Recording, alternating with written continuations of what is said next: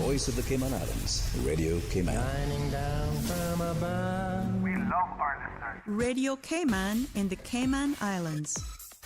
For the Record is brought to you by Vamped Motors, the only authorized Ford and Toyota dealership serving the Cayman Islands. Coca-Cola, available across the Cayman Islands from Tortuga distributors. Accept no substitutes. Taste the feeling with Coca-Cola. Brandsource Home Gallery, inspiring luxury. MedLab in Smith Road Plaza, your complete medical laboratory solution. Call 949-7331. The Ministry of Commerce, Planning and Infrastructure, and by West Bay Pharmacy, taking care of your health. This is For the Record with Orett Connor. Coming to you live from Radio Cayman Studio. For the Record. For the Record. For the Record. Hear from your government officials, independents, and the opposition on issues that matter to you. For the Record. Engage in an open dialogue between residents and lawmakers. For the Record. For the Record. For the Record. Informative, impartial, insightful. This is your talk show. 1-800-534-8255. Your calls, your input. This is For the Record. And now, your host, Orett Connor. Good morning, good morning, good morning. O land of soft, fresh breezes and verdant trees, so fair, so fair. Today is September the 6th, 2021, right here in the Cayman Islands. I hope and I trust that everyone had a restful, peaceful, enjoyable weekend. Those of you who are on the roads of the Cayman Islands, we urge you to please be extremely cautious. Ensure that you observe the rules of the road. Remember, the life you save may be your own.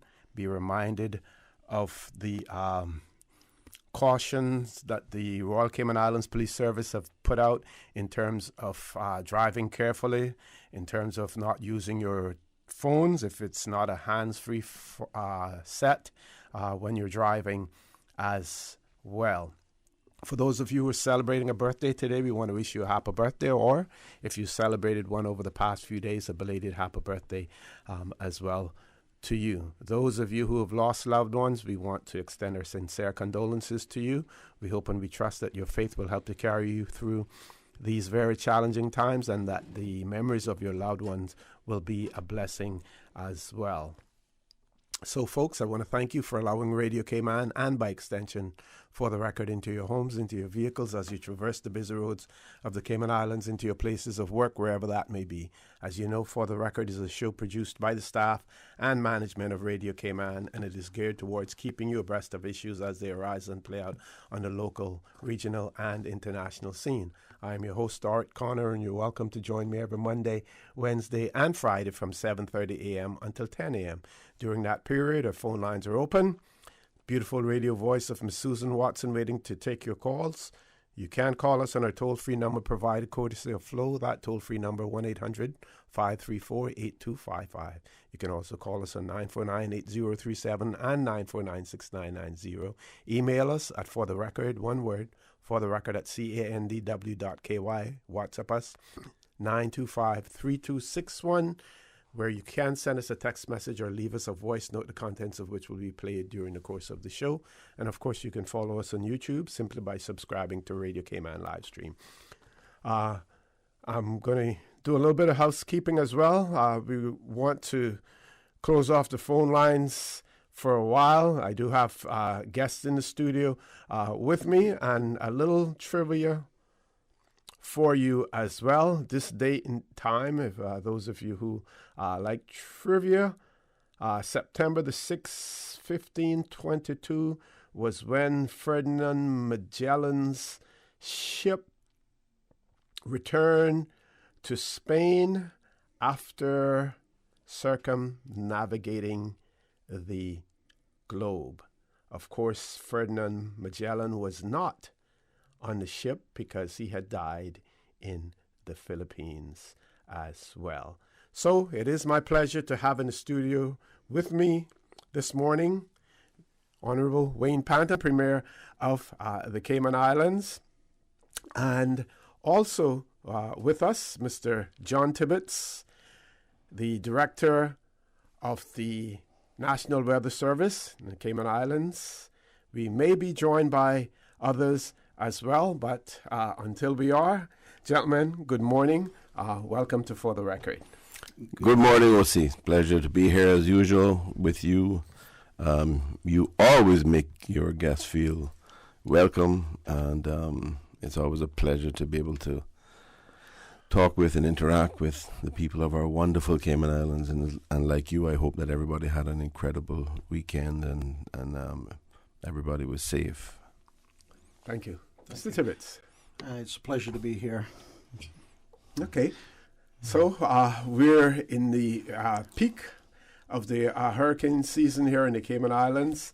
And while we have already experienced two situations, one was more severe than the other, it does not mean that quite possible more may come along as well. I think the people of the Cayman Islands are not only showing their resilience, but also their preparedness for these situations. Now we're more and more, I believe, aware of the climate situation and what we have to do to keep ourselves and our loved ones safe as well. So, Premier, over to you, sir. Yes, sir. Well, thank you very much again. You're absolutely right in terms of the weather. It's such a pleasure always to interact with Mr. Tibbetts, who's a consummate professional, and especially this time of year, he's a man that we want to hear from as often as possible. But usually, you want to hear him say everything is cool, no weather coming. You don't want to hear him, talking about where a storm is coming from and all this sort of stuff. So true. But listen, we can hope for the best, but we have to be prepared, and that is the number one thing. And I certainly want to thank him for the work that he has done. We've had two events, two tropical systems. Technically, he'll say that Grace was a strong tropical storm, but I have taken to calling it a tropical hurricane. I can combine the two, right? I mean, you and I have both spent the weekend dealing with yard stuff and putting up trees and all kind of stuff. So, I tell you what, there is so much stuff left to do. I mean, we spend a lot of time trying to help people get cleaned up in the different constituencies. And I know in mine, I had, crews working for 10 days straight. Things were looking nice and clean, and then people started bringing more stuff out and putting it on the side of the road. So now we're having to wait our turn to get stuff collected. But I try to make arrangements to get some other teams coming with some equipment to pick stuff up, so that we're good there. I was stopping by this morning because I wanted to have a quick chat about a couple of things. Let me start with the main thing is to really try to promote the vaccine and wellness event that I have going on along with Member of Parliament, Miss Heather Broughton, at our office in Savannah. Okay. Uh-huh. So it's our constituency offices, what we call it, our community office. It's number 8 Homestead Crescent. It's right behind the Wendy's parking lot in Savannah. And after 4 p.m. you can come there. Come at 4 exactly. To be honest, we'll have public health there. We'll have some nurses there doing wellness checks, administering vaccines. And I really want to encourage as many people as possible to find the time to come out and we're doing these things in the communities so that we make it a lot easier for people, that they don't have to go very far. If you need a ride, call. I'll give you the number in a second. I never seem to remember it because you know how these things are. We hardly ever using landlines anymore these days. We're always using cell phones, and I tend to forget the number, but I'll tell you here in a second. But anyway, I really want to get as many people to come out and take advantage of this opportunity, not just to get the vaccine, obviously, but to do their wellness check, because that's really, really important. And also, we're offering the service of having the back to school physicals done for those who haven't had the chance to get it done yet. We're doing that as well. So it's three things. One is the back to school physicals. The second is the just general wellness checks, checking blood pressure and glucose levels, and checking for people that might have diabetes problems, either existing or on the verge, because it's always important to be aware of your status with that sort of thing, and also we will be doing vaccinations. So the number there is 943-7652. That's 943-7652. And Miss Debbie and others there will be able to get you organized if you contact and say that you're going to be coming.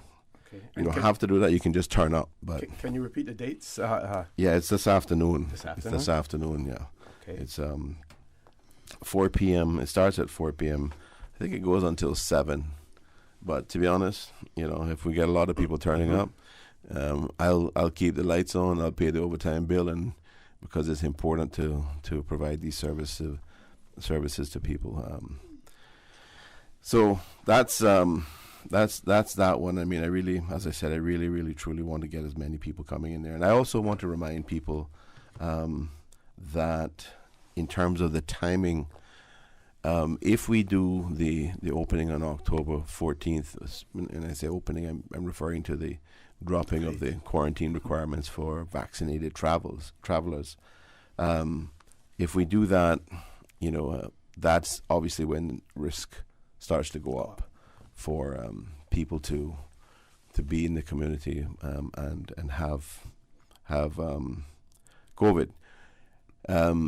So the period of time that's required for people to get the first shot of the vaccine, have the second shot, and then have the 2 weeks afterwards to develop full immunity or maximize the development of their immunity response is going to be 5 weeks. So we really want to, by Wednesday, that's the last day that you can have your first shot and fit within that 5 week time period to be able to get to develop or maximize your immunity.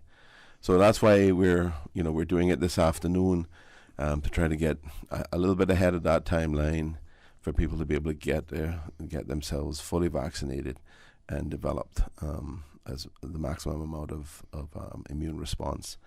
But Wednesday is that deadline. If people want to be thinking about it, to make sure that they have the opportunity of developing or maximizing their immune response. Okay. And what about the availability of the vaccine to cover that period? We have enough? Yes. We don't anticipate any problems with vaccine supply. The UK have been excellent.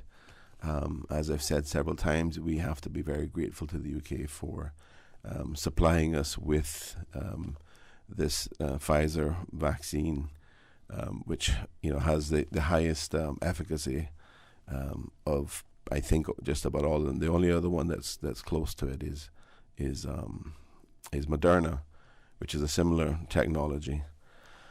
And these things, it's incredible. We were able to develop this vaccine so quickly to be able to specifically address this issue. We still have a lot of this issue with hesitancy and resistance to taking the vaccine, and it's amazing that there's a variety of reasons that people come up with these things, and one of the ones obviously before was this narrative that it was an experiment and that it wasn't approved and stuff, and well, now it's been fully approved by the FDA. So I guess if they still don't want to take it, they've got to come up with a different narrative on that. But this is our major tool. This is the one thing that we have that we can utilize to help our population to address their defenses in terms of this virus. And this is something that we must take advantage of. We must. And it's not just about ourselves. It's not just about protecting ourselves. It's a big part of this is about trying to make sure that the entire community is vaccinated to reduce the ability for the virus to transmit amongst us. Now we all know that the vaccine is not 100% guaranteed, but it significantly reduces the possibility that you will get infected. But yes, you can get infected. What it also does is it significantly reduces the likelihood that you would get sick, and then in turn, the severity of it. Yeah. So, and then and the severity of it, and then in turn that reduces the potential that you may die from it. And I tend to think these things are kind of really important, Very, and it's and from a public policy perspective, and in terms of the government and the leadership of the country, trust me, it is something that we look at as critically important to try to put us in a position where we can make decisions with confidence.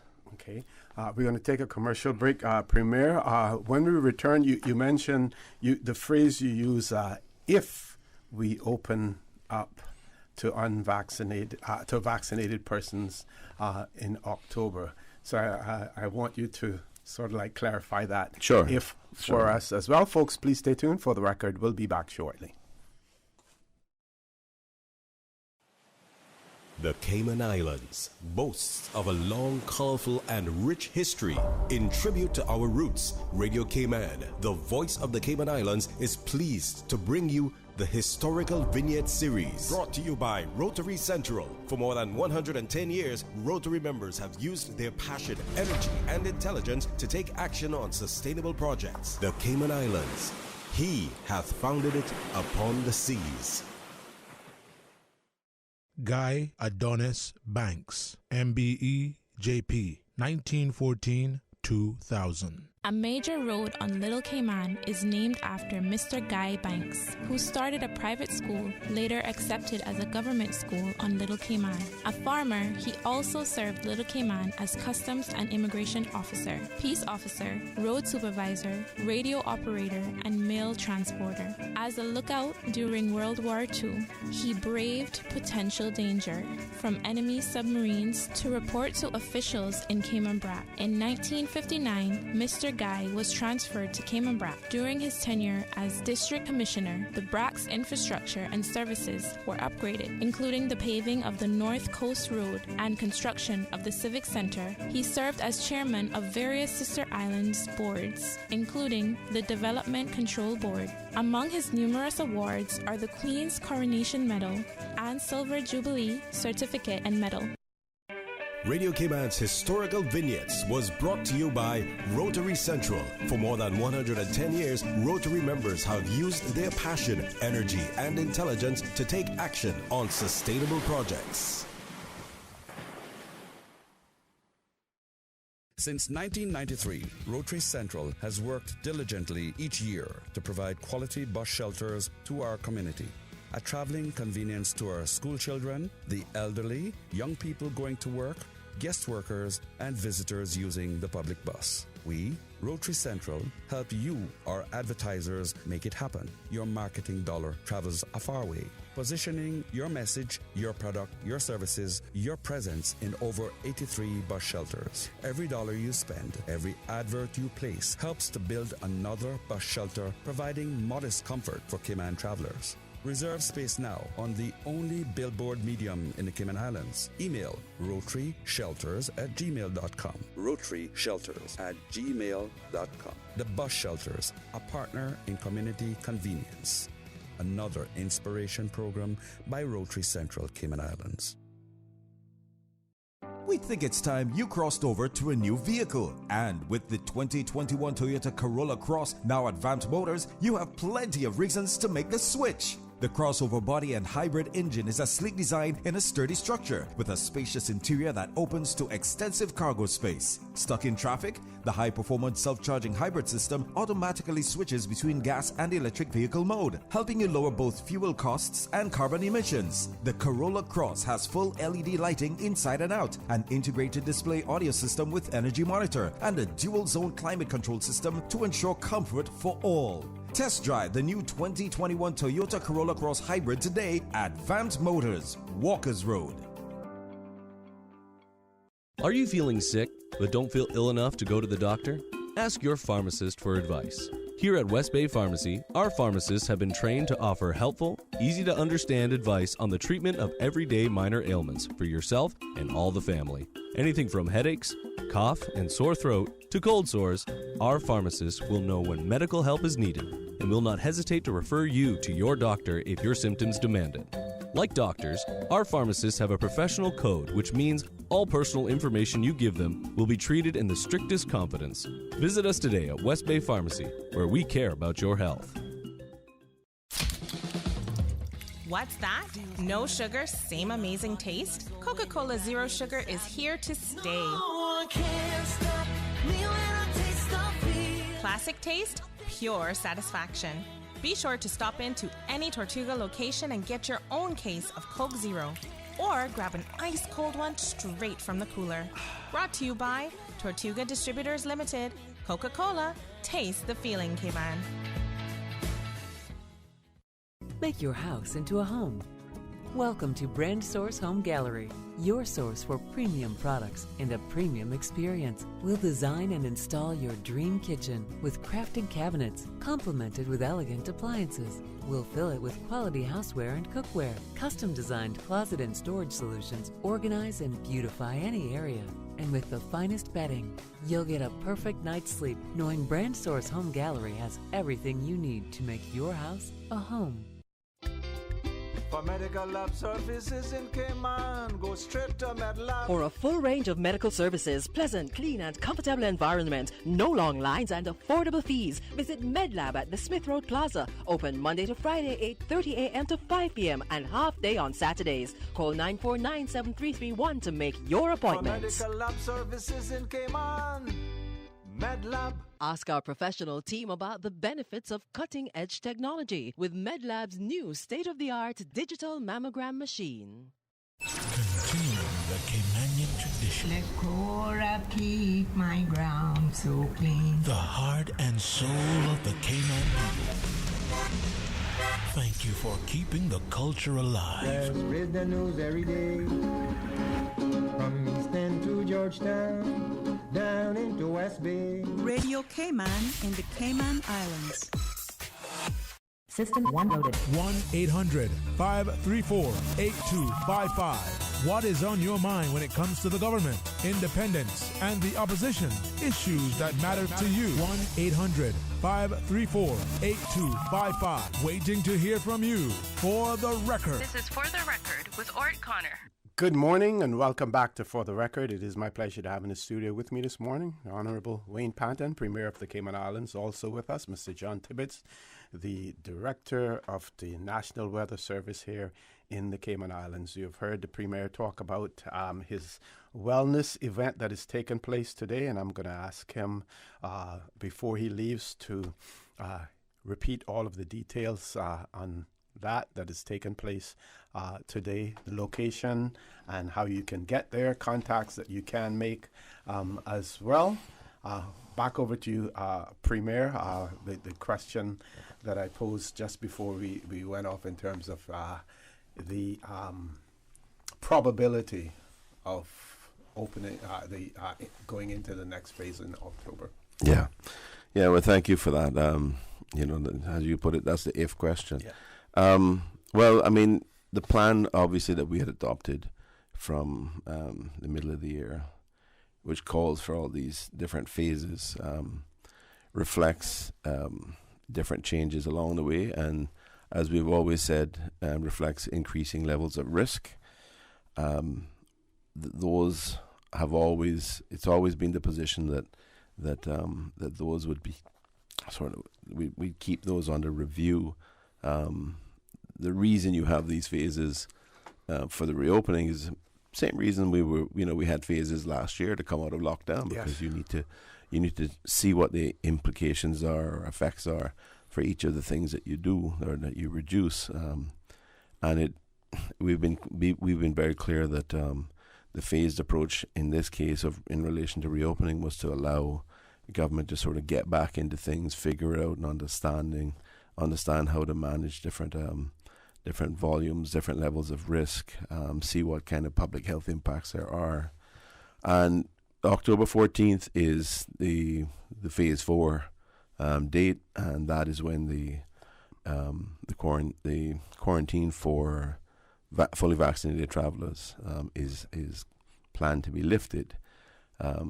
So I'm just saying, if there is no certainty about all of this, and we need to make sure that we're in a position where there's nothing which is telling us don't do this. So as of, today's the 6th, as we noted earlier.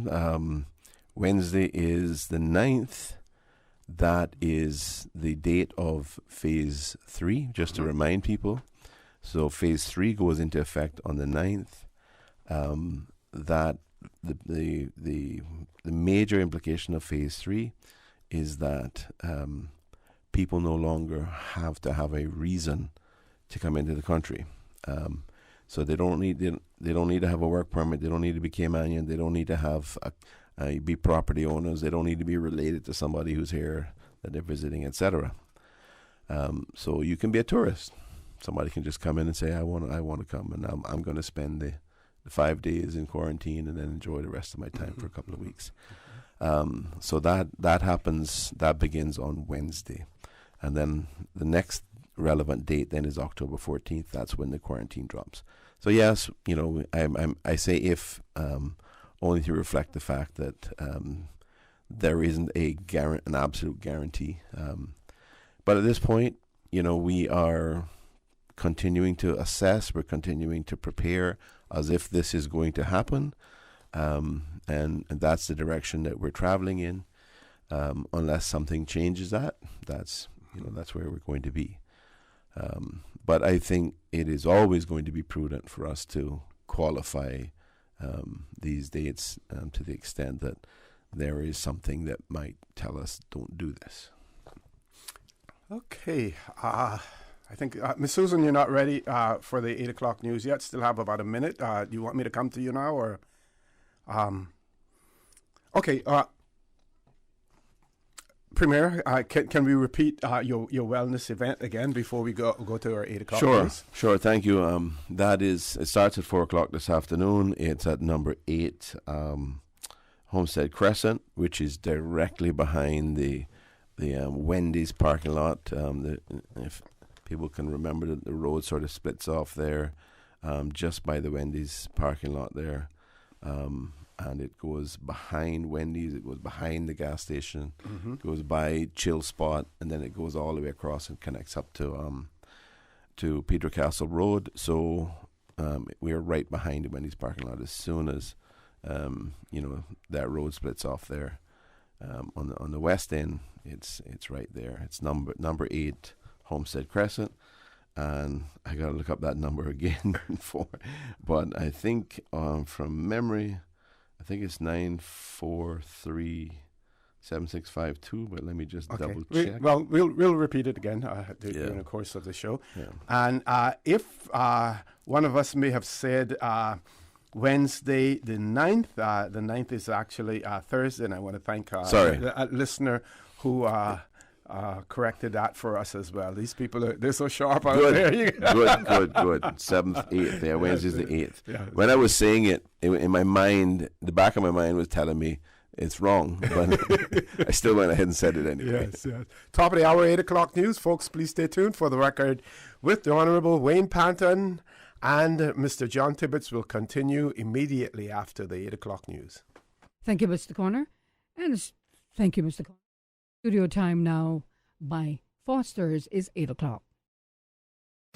When you're on the go, let the Island Supermarket shop for you. To start, head to fosters.ky/go. Then shop all of your favorite products online, from produce and seafood to grocery and frozen, all picked by our team of shoppers ready to go. Choose next day curbside pickup from Foster's Camana Bay or delivery island-wide. To get your order started, visit fosters.ky/go. This is Groceries on the Go. And we are Foster's Go. Shop online anytime.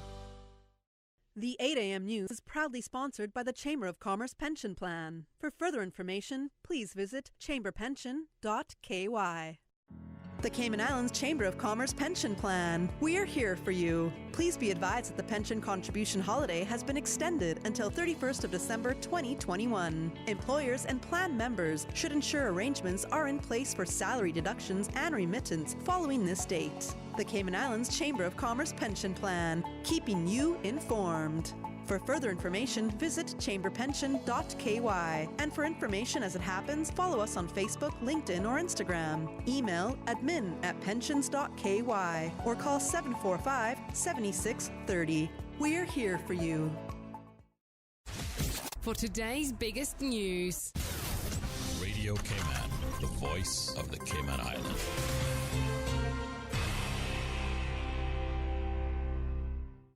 With your latest news, I'm Carsley Fuller. The second half of the hurricane season is forecast to have loads more wet weather. Every month, the National Weather Service sends out a report that breaks down some of the more interesting weather events over the last few months, as well as teeing up what's to come. According to the report, average temperatures ranged between 71 degrees and 91 degrees in July, with average temperatures at about 85. Looking ahead, the National Weather Service says September is forecast to have frequent wet days and wet spells, along with, quote, ample tropical cyclone activity.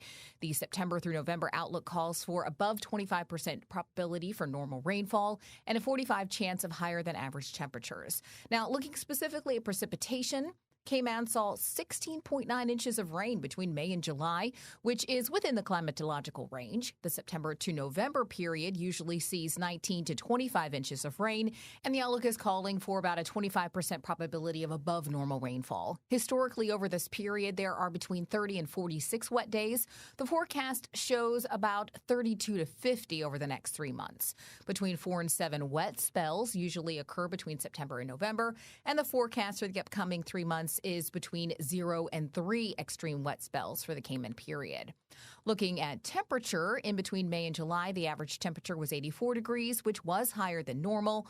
The usual temperature range for September to November at Owen Roberts International Airport is about 82 degrees. The outlook calls for a 45% probability of above normal temperatures. Usually there are less than 7 heat wave days over this 3-month period, and the outlook calls for no more than 5. Just before 11:15 on Friday, police and other emergency services were sent to a single car crash on Old Robin Road in Northside. During the collision, a light pole was struck and fell onto the road. 2 men inside the car were injured. They were both carried to the hospital by ambulance, where they were treated for what is believed to be serious but non-life-threatening injuries. The roadway was cleared by CUC, who attended the scene. Power was restored to the Northside community later that evening. The collision is being investigated by police. In regional news, the president of the Jamaica Hotel and Tourist Association, Clifton Reeder, says tourism workers are not being charged to participate in the sector's COVID-19 vaccination drive. Reeder says, quote, all the administrative costs of hosting vac stays under the program, including locations set up at hotels and other tourism-allied facilities, are being borne by the larger JHTA member hotels and allied companies. He says the Blitz targets hotels and guest houses, attractions, airports, cruise ports, craft markets, and ground transport operators. Reeder pointed out that 3 vaccination days have already been held and that others will continue across the island over the next 3 months. Targeting 170,000 tourism workers for vaccination, the task force is working in tandem with the Ministry of Health and Wellness, the Ministry of Local Government and Rural Development, the Private Sector Organization of Jamaica, and various tourism stakeholders. Now with a check of international news, here's the BBC, which will take us out of the newscast. I'm Carsley Fuller from Radio Cayman's Newsroom. BBC News with Debbie Russ. 2 of the main opposition leaders in Belarus have been convicted of extremism and plotting to seize power. The court sentenced Maria Kolyasnikova and Maxim Snag to 11 and 10 years in jail. Both had denied the charges.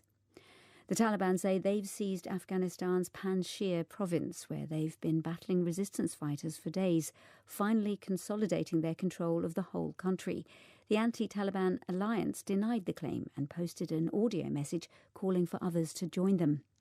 The Taliban spokesman says the group still aren't ready to announce details of their new government. On crime, Zabihullah Mujahid told reporters that unauthorized gunmen would be removed from Kabul.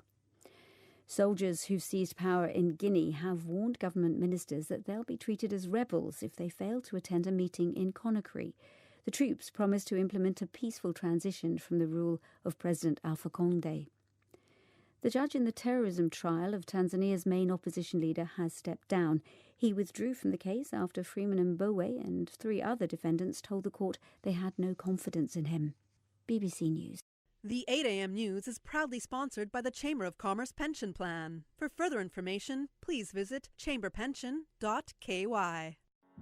The Cayman Islands Chamber of Commerce Pension Plan. We're here for you. Are you aware of the performance of your pension plan? The Cayman Islands Chamber of Commerce Pension Plan provides quarterly fund fact sheets for our members to stay informed with the plan's performance. For the year ended 30th of April, 2021, the various life cycle funds have provided returns between 10.5% and 43.2%. And our all-in expense ratio for year ended 30th of June, 2020 is currently the lowest it's ever been. 0.72%. Visit chamberpension.ky to review our fund fact sheets. You can see the performance as far back as 10 years. Remember that pensions are a longer-term investment strategy. Focus on the long term rather than the short-term returns. The Cayman Islands Chamber of Commerce Pension Plan continues to perform for you.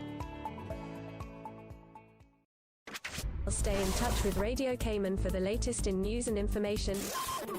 Follow Radio Cayman on social media, Facebook, Instagram, Twitter. Download the Radio Cayman app or log on to our website, www.radiocayman.gov.ky. Radio Cayman, your voice, your choice, your radio. With Logic, you get more things you do want, like faster fiber internet, more TV, entertainment, and better customer service. And you get less of the things you don't want, like waiting, boredom, and disappointment. More of the good, less of the bad. It just makes sense. Or should I say, it's logical. See what I did there? Call us or go to logic.ky to find out how you could be getting way more of what's good. As the community continues to take precautions from COVID-19, it is important to stay prepared for other disasters now that we're in the hurricane season. Here are some post-hurricane safety tips from the Department of Environmental Health. Always separate debris from household garbage after a hurricane. Debris includes roofing materials, tree branches, and metals. All items of debris must be placed in separate piles and must not cause obstruction to roadways or come in contact with electrical lines. For full guidance on post-hurricane safety tips, visit www.deh.gov.ky. The 8:10 a.m. weather report, Monday through Friday, is proudly sponsored by Pan American International Insurance Corporation. Pan American International Insurance Corporation, meeting the life, accident, and health insurance needs of individuals and businesses to ensure financial security and peace of mind. For more information, call 949-8304 or visit www.palig.com. That's PALIG.com. For over 100 years, more than 5.8 million people across the Americas and the Caribbean have placed their trust in Pan American Life Insurance Group. We have delivered on our promise and have proven that we are more than an insurance company. We are family. To learn more about our first-in-class individual and group life, disability and accident solutions, please visit Pan American International Insurance Corporation at Unit 221, Cannon Place East, North Song Road, Grand Cayman, or contact us at 949-8304 and visit us online at www.palig.com. Pan American Life, people you can trust for life.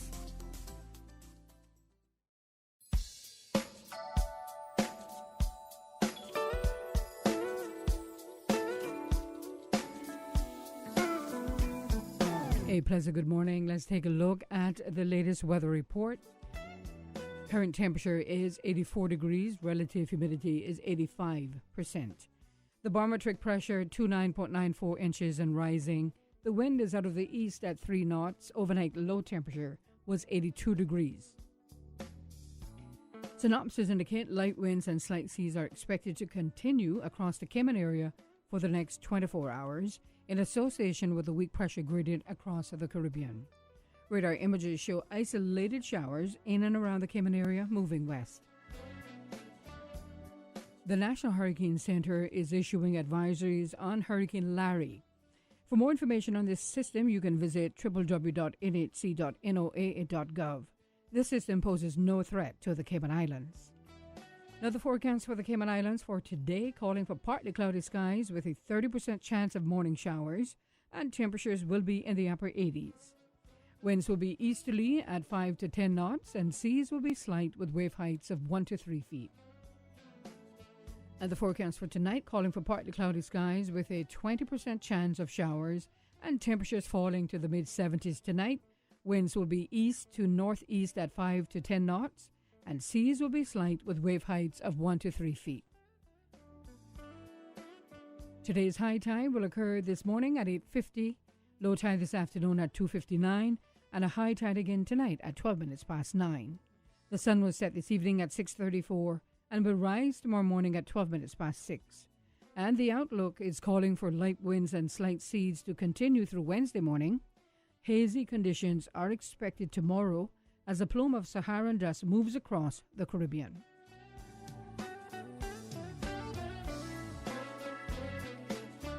The 8:10 a.m. weather report, Monday through Friday, is proudly sponsored by Pan American International Insurance Corporation. Pan American International Insurance Corporation, meeting the life, accident, and health insurance needs of individuals and businesses to ensure financial security and peace of mind. For more information, call 949-8304 or visit www.palig.com. That's PALIG.com. For over 100 years, more than 5.8 million people across the Americas and the Caribbean have placed their trust in Pan American Life Insurance Group. We have delivered on our promise and have proven that we're more than just an insurance company, we're family. To learn more about our first-in-class group health and employee benefit solutions, please visit Pan American Life Insurance Company of the Cayman Islands at Unit 221, Cannon Place East, North Sound Road, Grand Cayman, or contact us at 949-8304. You can also visit us online at www.palig.com. Pan American Life, people you can trust for life. During these unprecedented times, Radio Cayman, the voice of the Cayman Islands, is pleased to bring you the Cayman Strong Series. The Cayman Strong Series is brought to you by OnCourse Cayman. Visit oncourse.ky to view a full list of wellness services and their qualified team. OnCourse Cayman, health, wellness, and happiness.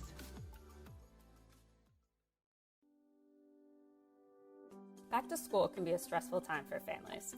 Parents are trying to regain weekly schedules and structure. Meanwhile, children may struggle with anxiety about moving up a year, seeing their peers, or worse, encountering unfavorable bullying situations. Don't wait until the last minute to prepare for school. Quick tip, throwing a small back-to-school party for your child and their friends is a great way to ease back into the social element of school and can greatly reduce the first week anxiety. If you want to do it inexpensively, have a small party at your house with a handful of kids and a few snacks. Change your thinking and change your life. Radio Cayman's Cayman Strong Series was brought to you by OnCourse Cayman. Visit oncourse.ky to view a full list of wellness services and their qualified team. OnCourse Cayman, health, wellness, and happiness. These days, feelings of loneliness, anxiety, stress, and depression can be overwhelming. Just know you are not alone. OnCourse Cayman offers private mental health services for children, teens, adults, and groups. Visit oncourse.ky to view a full list of wellness services and their qualified team. OnCourse Cayman, health, wellness, and happiness. The traffic report is brought to you by Subway. Planning a meeting, event, or office celebration? Visit subway.ky to place your catering order today. Good morning. Let's take a look at traffic. Busy traffic coming from the east on Shamrock Road and the Linford Pearson Highway, and also coming off of Agnes Way, and steady traffic off of Bobby Thompson Way. As we look to Godfrey Nixon Way and Eastern Avenue, traffic is flowing moderately. Light to moderate traffic flow on Edward Street and also on Owen Roberts Drive. Coming from the West Bay four-way stop, traffic is moving on moderately. And on North Sound Road, moderate flow of traffic. That's the very latest on your traffic. Join us again at about 10 minutes after 12 o'clock. We'll give you another traffic report. Drive safe, Cayman Islands. Bro, do you really have to eat 2 sandwiches for lunch? No, but one is for dinner. On Tuesdays at Subway, you can get the 2 subs for any size, plus a fountain drink for the price of 1. Nah, Bobo, that sounds too good to be true. For real though, 2 subs for the price of 1 and a drink? Each and every Tuesday now until September 28th. Buy any Subway sandwich in any size and a 32-ounce fountain drink and get an equal or lesser value sub for free. For every 2 for Tuesday purchase, be entered to win one of 3 LG 50-inch 4K smart TVs, a Grill Pro, or one of 2 retro bikes, plus many more prizes. Subway's 2 for Tuesdays is in partnership with Pepsi and Progressive Distributors. Prize drawing is September 30th. Terms and conditions apply. See in store for details. The traffic report is brought to you by Subway. Planning a meeting, event, or office celebration? Visit subway.ky to place your catering order today. Optical Outlook Caymanian Village location has moved. Same great services and products, new location. We've moved to Anderson Square in central Georgetown. It's a much larger space with dedicated parking. Please call us on 746-2020 to make your appointment at our new location today. Make sure to follow us on Facebook and Instagram. Please come see the difference with Optical Outlook, Cayman's premier optical provider. Census 2021. Cayman, get ready. Census starting 10th of October 2021. Census information is secret. Census 2021. Census starting October 10th. 2021. Census 2021. Census. 2021 Census. Everyone counts. For the record, with Orett Connor. Initiating system. For information that matters. For the record, with Orett Connor. Continues right now on Radio Cayman. Good morning and welcome back to For the Record. It is my pleasure to have in the studio with me the Honorable Wayne Panton, Premier of the Cayman Islands, also with us. The Director of the National Weather Service here in the Cayman Islands, Mr. John Tibbetts. We've also been joined by Mr. Dave Broughton, who is the Deputy Director of Hazard Management, Cayman. Mr. Broughton, welcome back to For the Record. Thank you. Thank you for having me. Good to have you here as well. So the Premier is with us, and not that he's not... doesn't have an interest and as well as a responsibility to what happens during hurricane season as well, and that's what Mr. Tibbetts and Mr. Broughton are here to talk about, us being in the peak hurricane season. But the Premier is here also talking about several one event that's taken place in his constituency and also other concerns that he knows that you, the general public, have, and he's wanting to address those as well. So I'm going to start off by just repeating the number for the Premier's community office that is shared with himself and Miss Heather Borden, and that number is 943-7652. 943-7652. And Premier, you can tell people if they want to call that number or if they have a need, whatever needs they have, that number to call. That's right. That's how you can get in touch with me in my constituency office and Member of Parliament, Ms. Heather Borden for Savannah. I'll also add the email address, which is community.savenew@gmail.com. Okay. So that's 943-7652 or community.savenew, that's SAVNEW, @gmail.com. So just a couple of other things I wanted to mention, OC. One is that, well, let's talk about the mosquitoes first. We've had a tremendous amount of rain. I don't know, John, can you tell us exactly how much rain we may have had we didn't get too much from Ida. We got some, but we got a lot from Grace, and therefore we have a tremendous amount of water in the wetlands areas, in the mangroves, central mangrove areas, and also we have a lot of water that are settling in little pots and pans around people's houses and stuff, and little things here and there, little nooks and crannies, and those are the areas in particular where people need to try to make sure that they get rid of any little bit of water anywhere, because that is where the Aedes aegypti mosquito tends to breed, and then we have them. We have those other ones that come out of the swamps where a lot of the water is standing, and I don't even we have these good old Caymanian names from, we call them gal nippers and all kind of stuff. All I know is that they can bite through. I believe they can bite through steel, and it hurts and stings. But we know that we've had a lot of problems with mosquitoes, and that's something that we're trying to address. I've been speaking with MRCU and the folks there about the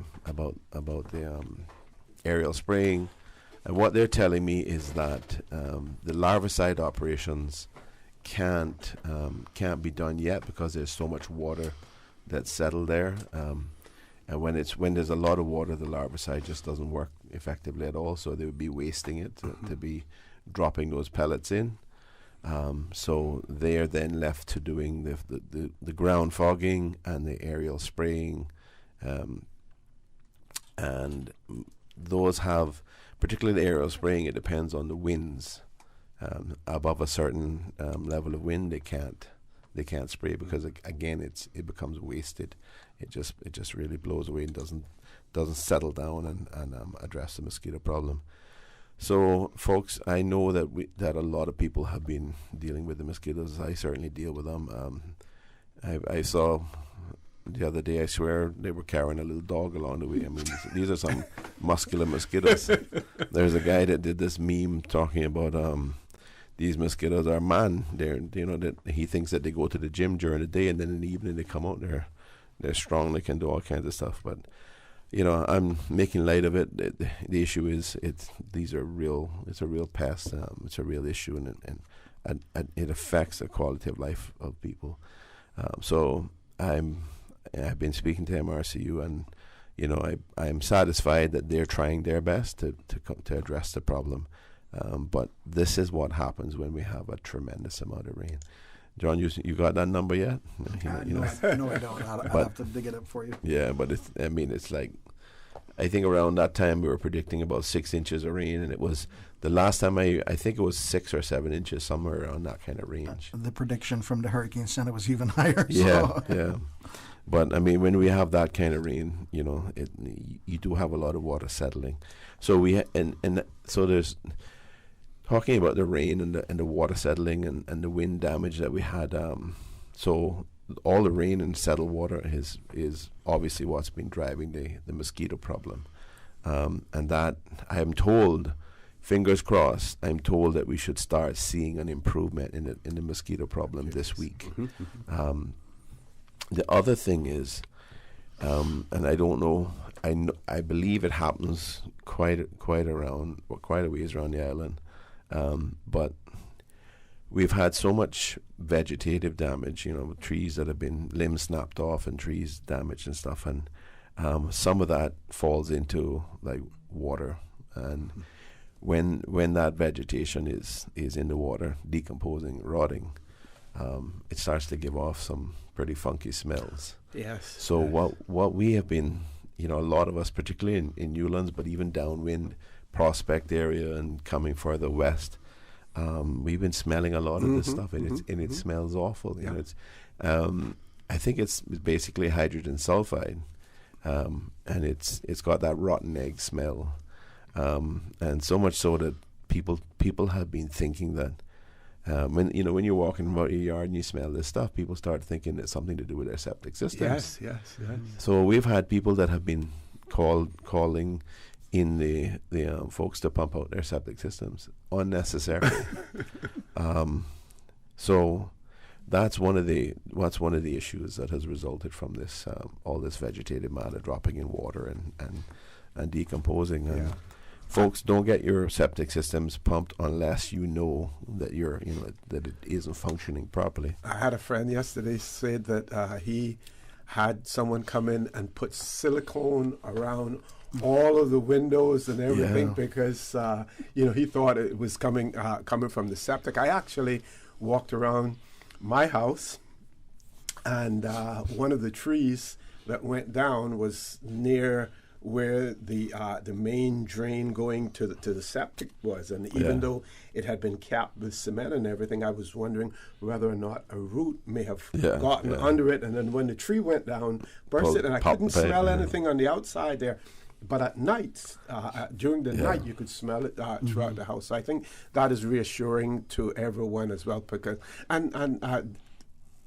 is that combined with the seaweed as well? Because we know that the same smell. The waves coming from the south.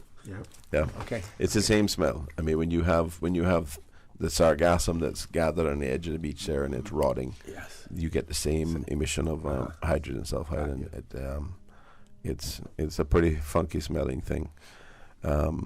So don't pump your septic tanks unless you know it's obviously not your toilets aren't flushing properly, your drains aren't operating properly.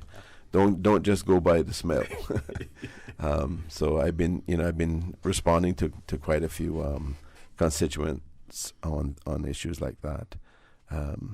And that's really the position there, and that basically should go away relatively soon. But particularly when you have like calm evenings and there's not a lot of wind and not a lot of air mixing up the ground layer, you get this blanket of this smell. So sorry, folks, not much we can do about it. It's just a natural process. It doesn't smell very nice, but. So, okay, I dealt with the mosquitoes. I dealt with the hydrogen sulfide. I'm trying to think of what else it was I wanted to just have a quick chat about before I leave these good folks here to talk about their other important stuff. Did you? I can't remember. Did you welcome Danny? No. I was going to welcome her and say, well, the smell, does that form a part of your remit? As far as hazard management is concerned, Danny. A lot of things do. Mental health certainly does. So I think that. Just to say, again, I think that's a really good point. Obviously, the mosquitoes are a bit of a problem right now, as is the sargassum. It is what it is. The smell is pretty horrible. But the things you can do as a citizen, you put your clothes on, long sleeve shirt, long sleeve pants, put your mosquito repellent on. Don't go outside when you don't have to after hours, because it's just a real pest. We're finding even brushing the dogs down before they come inside is a real asset, because again the amount of mosquitoes that come on the dogs is incredible when they come inside the house. So making sure you're doing your own precautions and keeping those mosquitoes as much as possible at bay. Yes, we appreciate it's a real pest, but there are things you can do. And again, things like stagnant water. Don't leave stagnant water around your house. It's a real breeding ground. So doing those kind of things, we have, I think, on our website as well, things about mosquitoes and how to deter them and do whatever you can. I appreciate right now it's not that easy, but there are things you can do to prevent them being even more of a pest. And the Premier spoke about the vegetation that is left. What you find also is that under that vegetation, you have the dampness, and we heard Mr. Alan Wheeler, talk about the conditions under which the mosquitoes thrive and where the eggs will hatch. So that, again, is a perfect environment for them to hatch as well, because when you're basically outside, you say, where are they coming from? Where are they coming from? But, they're coming from places like that. We're going to take a commercial break, Premier. One of the topics that you may want to share with us is the financial position of the Cayman Islands. We know that Finance Committee met last week and appropriated more funds for the COVID-19 fight and everything else. And for those persons who may have questions or concerns about our financial viability as far as the government is concerned, you may want to speak about that as well. We would welcome you too. After this commercial break, folks, please stay tuned. For the record, we'll be back shortly. What's that? No sugar, same amazing taste? Coca-Cola Zero Sugar is here to stay. Classic taste, pure satisfaction. Be sure to stop into any Tortuga location and get your own case of Coke Zero. Or grab an ice-cold one straight from the cooler. Brought to you by Tortuga Distributors Limited. Coca-Cola, taste the feeling, Cayman. Make your house into a home. Welcome to Brandsource Home Gallery, your source for premium products and a premium experience. We'll design and install your dream kitchen with crafted cabinets, complemented with elegant appliances. We'll fill it with quality houseware and cookware. Custom-designed closet and storage solutions organize and beautify any area. And with the finest bedding, you'll get a perfect night's sleep knowing Brandsource Home Gallery has everything you need to make your house a home. For medical lab services in Cayman, go straight to MedLab. For a full range of medical services, pleasant, clean and comfortable environment, no long lines and affordable fees, visit MedLab at the Smith Road Plaza. Open Monday to Friday, 8:30 a.m. to 5 p.m. and half day on Saturdays. Call 949-7331 to make your appointments. For medical lab services in Cayman, MedLab. Ask our professional team about the benefits of cutting-edge technology with MedLab's new state-of-the-art digital mammogram machine.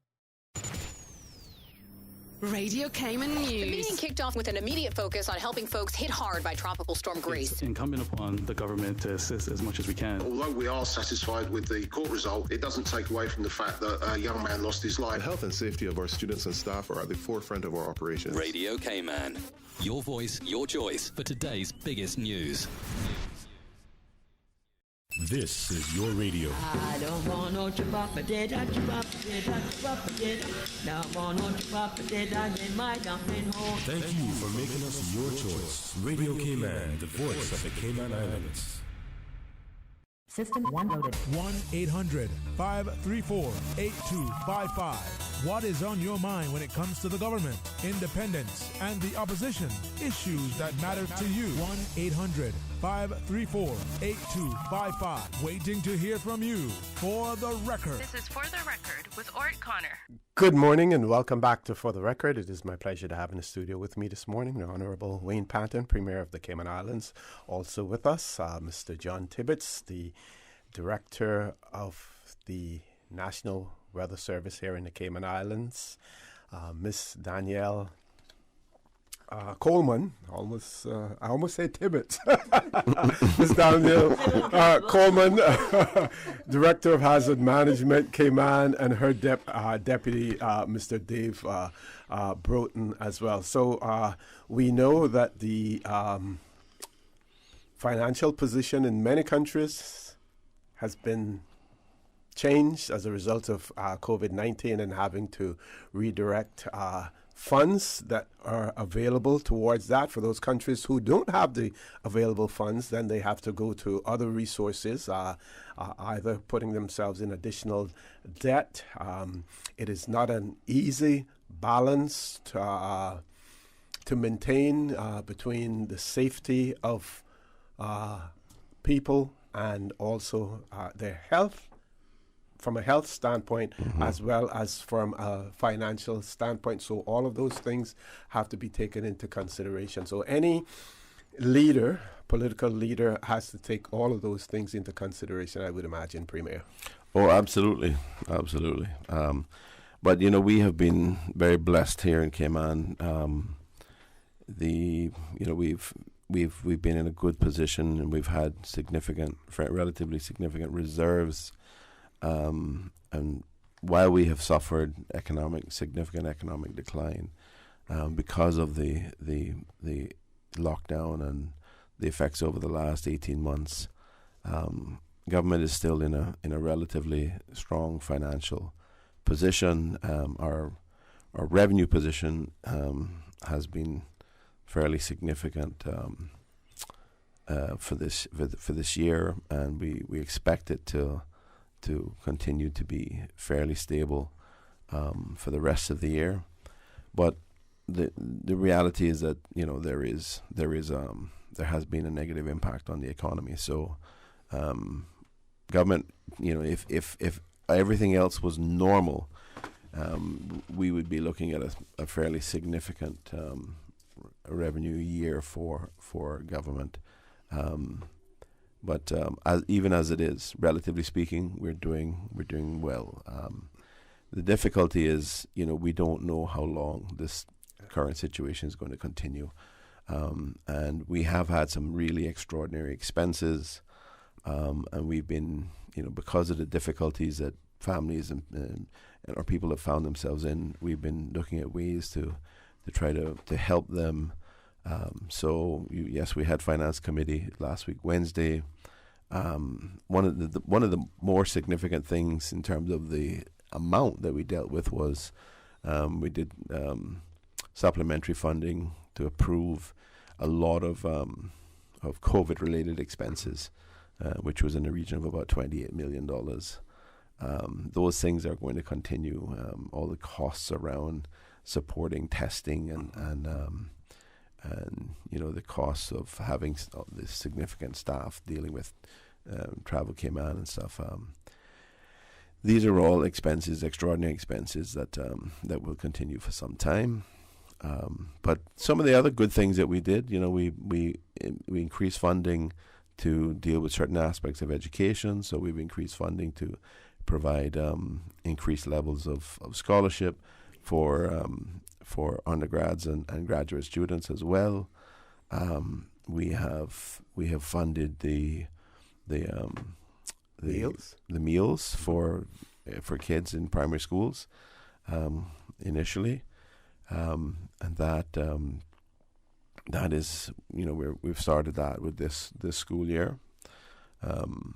So that is going to be very helpful to parents who have been suffering some of the effects of not having the same level of economic opportunity, not in some cases not being employed at all, and relying on the stipend to be supported. So we're also doing, we've had a lot of damage from Grace. The agricultural area has been significantly impacted. So a lot of farmers have basically lost all their crops. So we're looking at ways to assist them, and we've I think it was about $3 million we approved for that. We're also doing a program where we're helping people address some of the damages to their homes, because, as I said earlier, I'm going to refer to it as Tropical Hurricane Grace, even though my friend across there, Mr. Tibbetts, is going to insist that technically it was just a strong tropical storm. But it did a lot of damage. It did, and it wasn't just vegetation, it wasn't just trees down there. A lot of people had damages to their houses. Some of my family had damages to their houses and their roofs. So, it's a difficult situation, difficult circumstances, and we're trying to help people get themselves in a position where their homes are sort of reestablished and they're safe.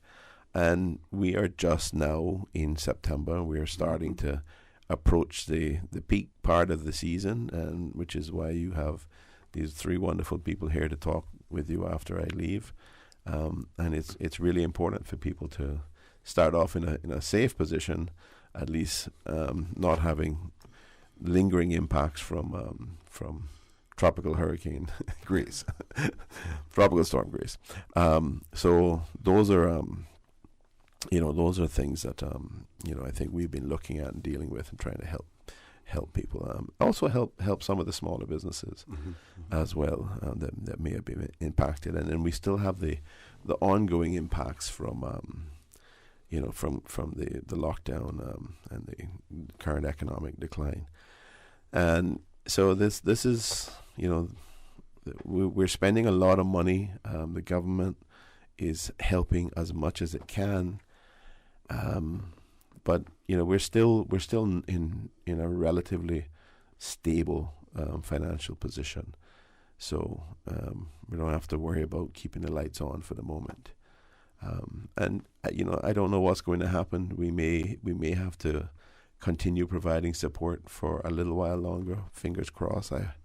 I hope that that this is these current circumstances are going to change sometime soon. Maybe I'm being overly optimistic, but we're going to try to make the best of it, try to make the best decisions to help the people of the country, both from a support perspective and in a financial sense, trying to address their needs. But also, I think it's really important that we remember the difficulties that these circumstances create from a psychological perspective. We have a lot of people. Our kids have suffered mental health issues because of lockdown and other related stresses, and the parents are under stress. So these are things that I want everybody to be cognizant of, to be kind to each other, be aware that this is not normal, and everybody's under stress. Look out for each other. If you see someone that you think may need some assistance, by all means, be kind to them, reach out to them, and let somebody know and tell them that, you have the time for them. It's better to sit and listen to somebody for a few minutes and make a difference for them, than to say, well, I'm too busy, I've got something else to do. I also want to say happy birthday to that Southern Belle that is my press secretary, Miss Tammy Chisholm. She's a good Northsider, but she got that little Southern accent there. So she's got a birthday today, and my chief officer had a birthday yesterday or day before yesterday. Okay, yesterday, as well as Troy Jacob, one of our senior policy officers. So I got a lot of birthdays around me in the office, and just want to recognize them and celebrate them, and wish them a wonderful time. Certainly, yeah. I give you an opportunity again to remind persons of your event this afternoon, and the contact numbers as well. Yep, so it's 943-7652, 943-7652. That's the community office, or my community office, and Heather Bodden's community office in Savannah. It's number 8 Homestead Crescent. After come at 4 p.m. we're going to have light refreshments, and we want you to come and get vaccinated, and do your health and wellness checks generally, and we even have an arrangement for the health physicals for children. The school physicals that they have to do. So there's still some people that haven't been able to get those done, and we'll be assisting with those. So I think I'm looking forward to spending some time there this afternoon, and hopefully we'll get a lot of people turning up to get vaccinated. We're going to have a full crew from the HSA addressing all those needs and providing those services in a very convenient location for people in Savannah and Newlands. But if you're coming from further east, or wherever you want to come from, you're always going to be welcome. So looking forward to that, and so thank you for your accommodation this morning, Osi. Thank you. Thanks to my colleagues here who allowed me to step in on some of their time. I really appreciate it. There's one little thing, not so little thing, but it's really important, sure, that I wanted to just mention, and that is it's in relation to an individual who has had some real misfortune in our community, and that is the gentleman that he basically rides around on a bicycle sometimes, and he's had the misfortune of having a disease which impacts the side of his head. I want people to understand, firstly, that please don't go and invade the man's privacy and take pictures or videos of him. I know I know people have a lot of concerns, but I don't think that's the way to demonstrate it, by doing videos and pictures and circulating them and particularly putting it on Facebook. The authorities, I want people to be assured that the authorities are aware, the health authorities are aware of the gentleman and the issues around him. I also want people to understand that it's not that people don't care why the gentleman is not in the hospital and is not apparently getting treatment. That's his choice. They have dealt with the issue often. I personally went to try to have a word with him this weekend, but I couldn't find him.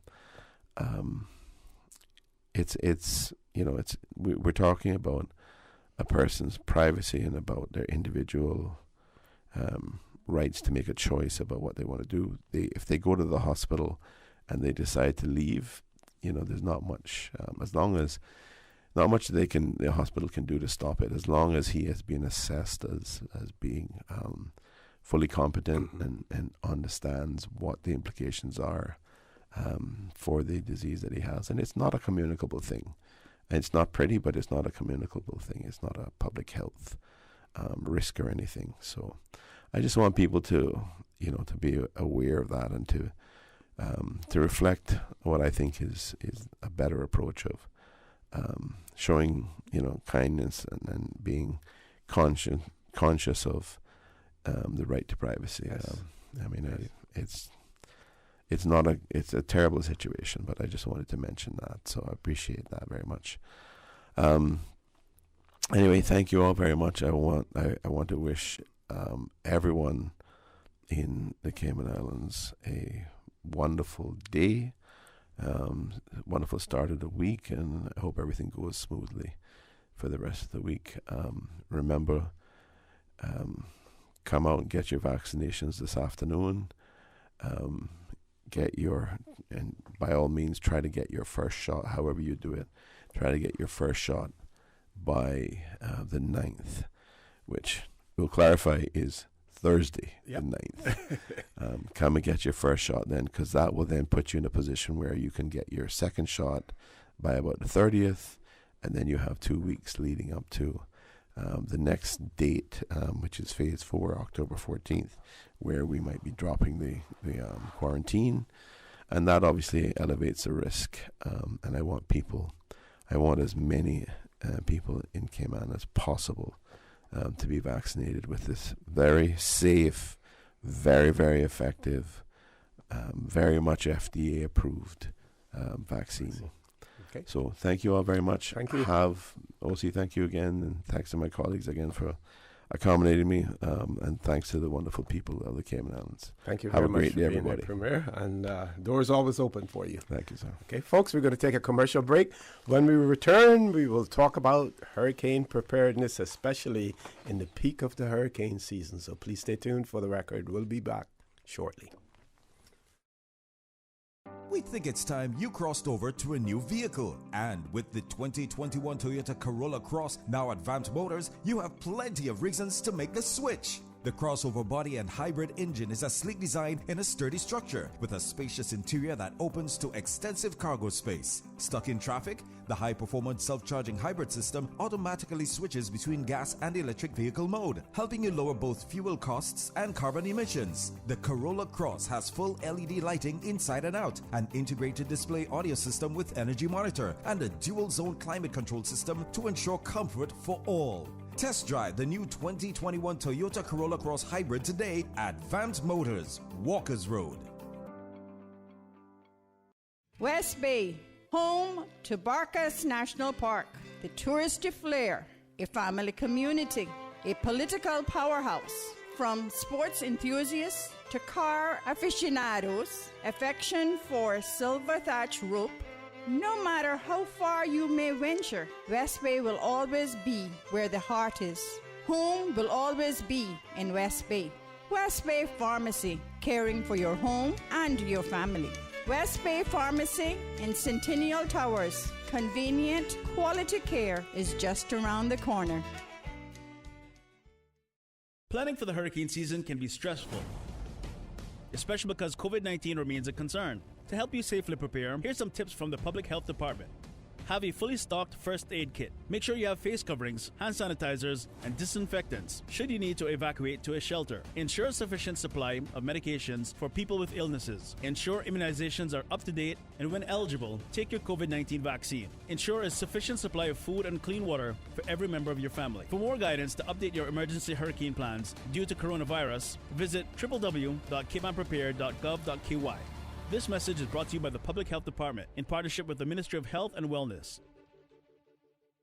For the record, with Orett Connor. Initiating system. For information that matters. For the record, with Orett Connor. Continues right now on Radio Cayman.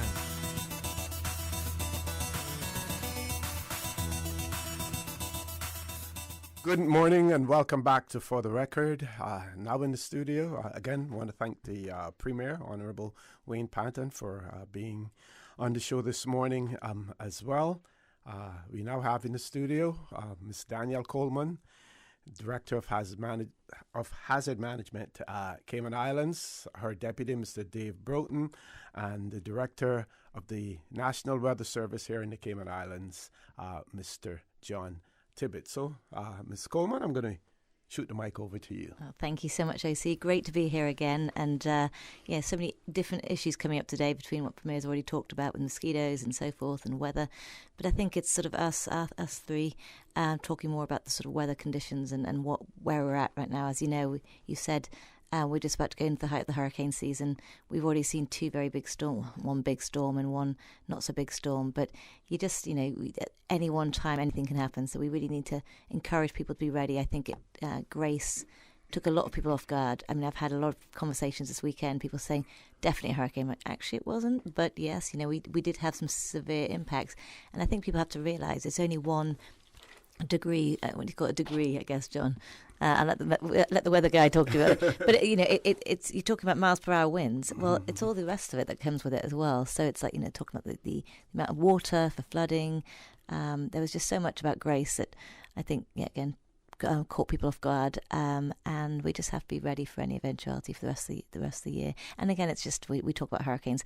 I think when people come to us like, oh, you guys, you work for 6 months a year. I'm like, no, not quite. The hazards is not just a hurricane. Hurricane is one of the hazards we deal with. But I think it's really important to realise that, again, we saw so much last year. We're about to have the borders reopen. We know that's obviously increasing the risk of community transmission. And we just have to be ready for it and just be aware of the risks and, working our way around that, be it as a family, as a community, as an island. Yes. Dave, you want to?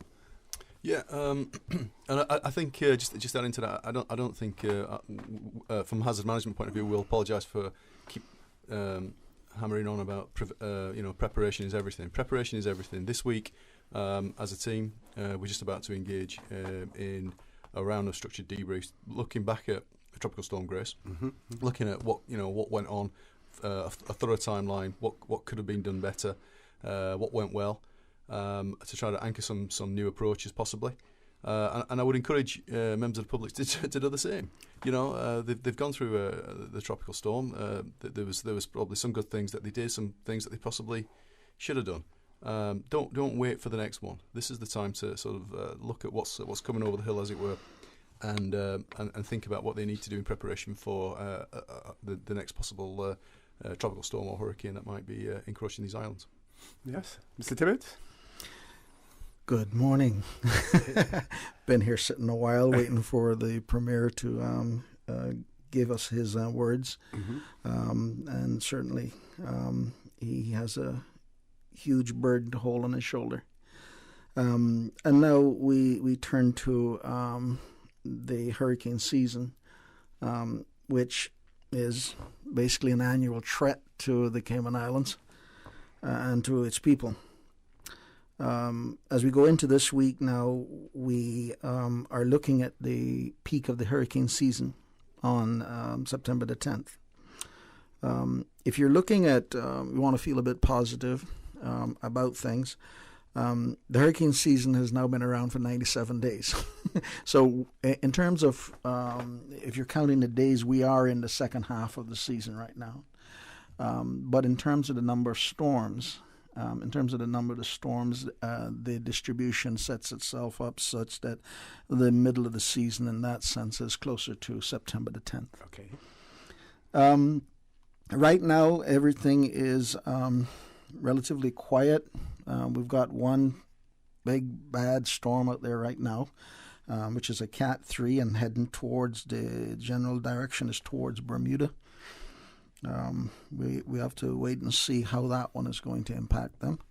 But one of the nice things about having a big monster storm is there's not enough energy for anything else to form. So right now everything else is fairly quiet. So we will continue to monitor the situation and continue to keep our eyes out for any other active storms. It almost feels at times, though, I mean, last week when we were looking at the actual monitors in Hazard Management Office, we have the monitors all over the office, different things, earthquakes, hurricane, whatever else. But when you see all these sort of systems out there and you have like 5 X's on the actual screen, you think, oh, it's like a game of tennis, it really is constantly having to be aware and have to be in touch with what's going on. Otherwise, as I say, right now it just looks like Larry is the biggest threat, but you have to keep such a close eye on this for the rest of the season. And it does at this time of year happens much quicker.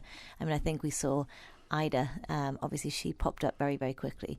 But again, the second half of the season, just to remind the public, is that you don't often get that kind of warnings time that you used to at the early part of the season. So just be very aware of what's going on out there. Yeah, that's the part of one of the big parts of the problem for the rest of the season right now. And that is perhaps the most favorable place for formation of a storm is in the general vicinity of the Cayman Islands. Okay. We're going to go to the break, and I just want to, when we return from the break, you spoke about, Dave spoke about structures and debriefing. Yeah. Now, we also see vegetation, fruit trees and things of that nature. Some went down, some didn't. But just like a rooftop where the stress may be there already from one event, a second event could possibly do more damage or cause it to go altogether. And what advice would you give to people in terms of reevaluating their structures as well as their fruit trees and things of that nature? Can they go about doing that? I realize you guys are not in the agricultural business and stuff like that, but I see some of my fruit trees, they're leaning. You can see the roots coming up a little bit, but they're too huge for you to be able to force them in the opposite direction. And what precautions should we take in those instances as well? Folks, please stay tuned. For the record, we'll be back shortly. Radio Cayman, the voice. Today's biggest news. Radio Cayman, your voice, your choice. Local, regional, international. This is Headlines from Radio Cayman's newsroom. Today's biggest news. 89.9 Radio Cayman helps you to weather the storm during this hurricane season. One of the most crucial elements of hurricane preparedness is storm awareness. During the season, it is of utmost importance to pay attention to the latest local weather forecasts, as hurricanes do not suddenly form or strike. There are various methods of advanced notification. Utilizing such may be the difference between a favorable outcome and disaster. Both television and radio serve as excellent mediums with up-to-the-minute storm path information in the wake of a hurricane. Another method of tracking a hurricane may be only arm's length away. Your smartphone or tablet can be your most valuable tool before, during, and after a storm, providing countless numbers of apps with crucial hurricane information. Many apps allow you to track storms with moving radar and satellite imagery, plus offer alerts, current conditions, forecasts, advisories, and even video.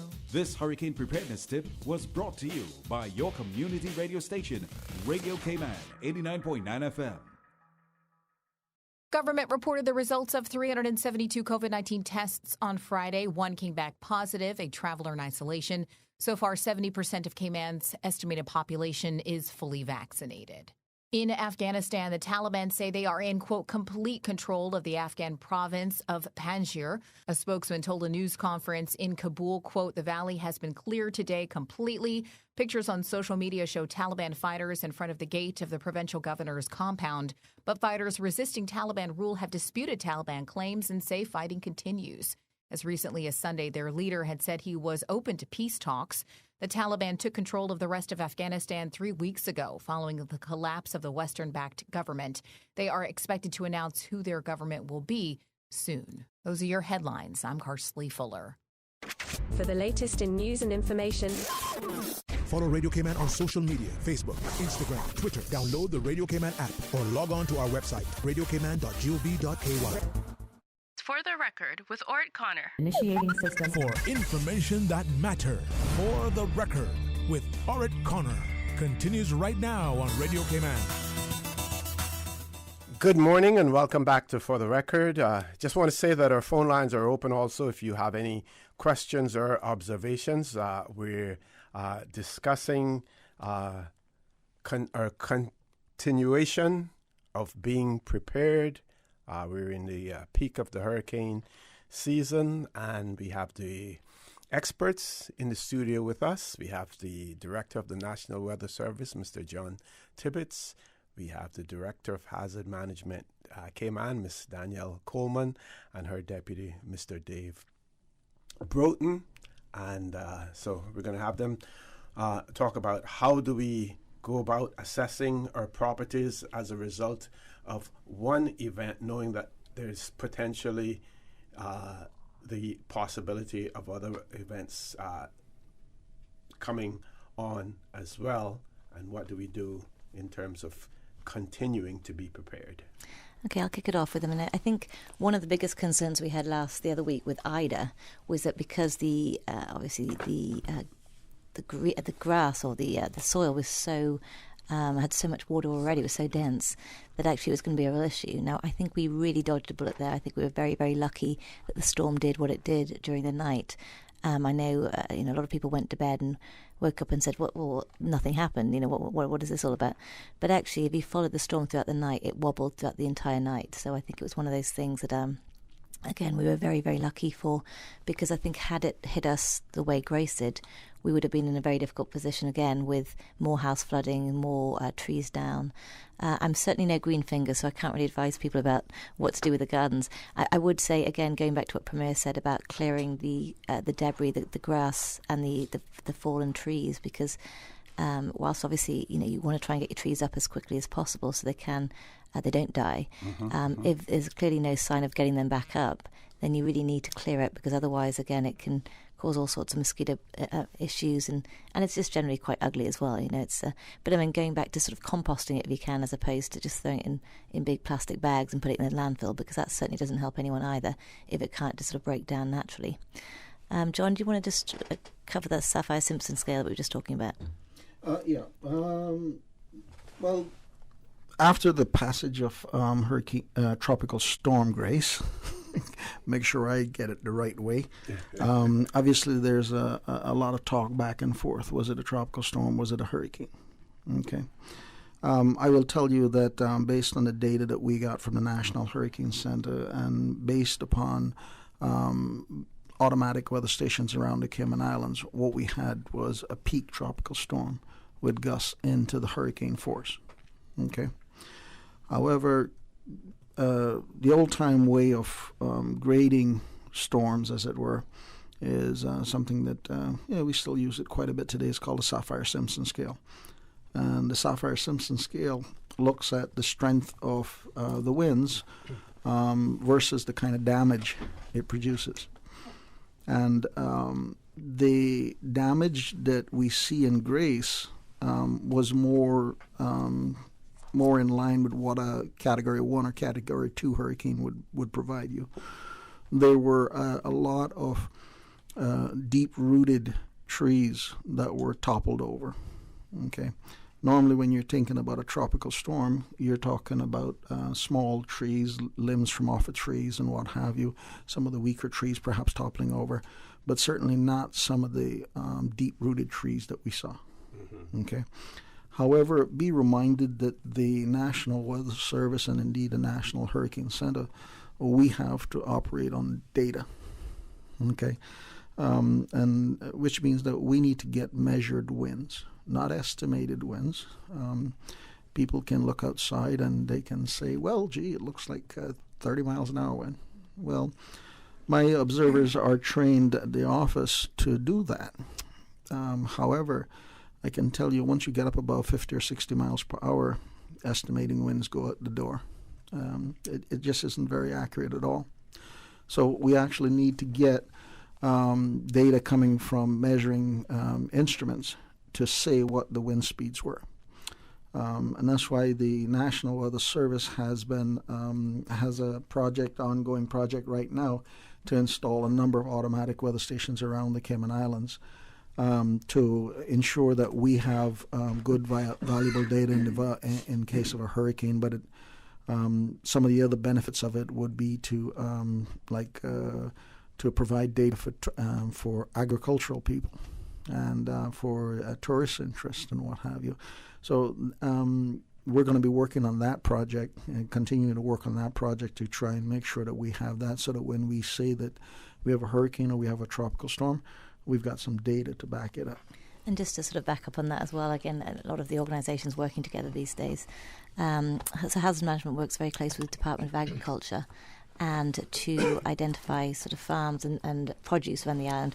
One of the issues we saw last year with global, the situation that we were in, was security, supply chain security.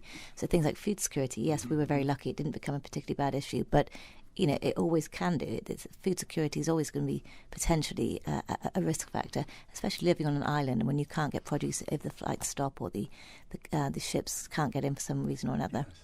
So one of the things we did is work very closely with both the supermarkets through our economic continuity emergency support team to identify what we have on the island at any one time. I mean, we don't talk about every single produce, but the real staples to see what kind of shortage we might have, but also with all the farms to see what produce we have. We can map all the farms. We have mapped all the farms, and we know kind of what is on the island at any one time. Unfortunately, again, as you heard from the Premier, Tropical Storm Grace has impacted a lot of those farms, and we've lost a lot of that produce.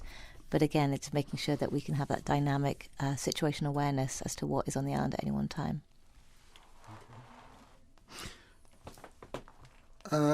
Just to also go on with that, and that is that the storm prediction for the rest of the year continues to be very active. The predictions for the season are around 18 named storms that is being looked after, that what we're expected for the season. Just give me half a second here. To date, we have 12 named storms, 5 hurricanes, and 3 major hurricanes. So I know that we look on it and we say, well, we got 2 tropical storms out of the deal and stuff like that. And perhaps your perception is that we haven't had a very active season. But when you look at those numbers, it has been very active. The predictions are for 18 named storms, 8 hurricanes, and 4 major hurricanes. And again, as a reminder, for the remainder of the season, one of the favored places for the formation of storms is the Northwest Caribbean and Western Caribbean. And what that will mean is there's quite a bit of unpredictability with some of the things that goes on with these storms in the latter part of the year. And you may not get the nice, pretty 36-hour warning, you may end up with shorter time periods to respond. And it is for that reason alone, perhaps, that you need to be very prepared and have all your plans and have everything in place well in advance, because the National Weather Service is not going to be able to guarantee you a long period of time before a storm impacts you. I think that John raised a really good point there, because I know one of the things with Ida, people were quite sort of taken back that it was such a short period of time when the warning got issued. Now, the Weather Service did issue a severe weather warning the day before, about 18 hours beforehand. And I think if you see severe weather warning in your vicinity, don't take any chances. Make sure you are looking, preparing for the actual worst and hoping for the best. But at the same time, your preparation shouldn't be any different when you see a severe weather warning at this time of year to whether you see a hurricane warning. It really is, it's potential to be exactly the same thing. So we really strongly encourage people to take those severe weather warnings seriously, to take the tropical storm warning seriously, because, again, it can rapidly intensify so quickly. Yeah, that was the... to piggyback on that, last year we had 10 storms that had rapid intensification feature to it. That means 1 minute you might have a severe weather warning, the next minute you might have a hurricane. All right.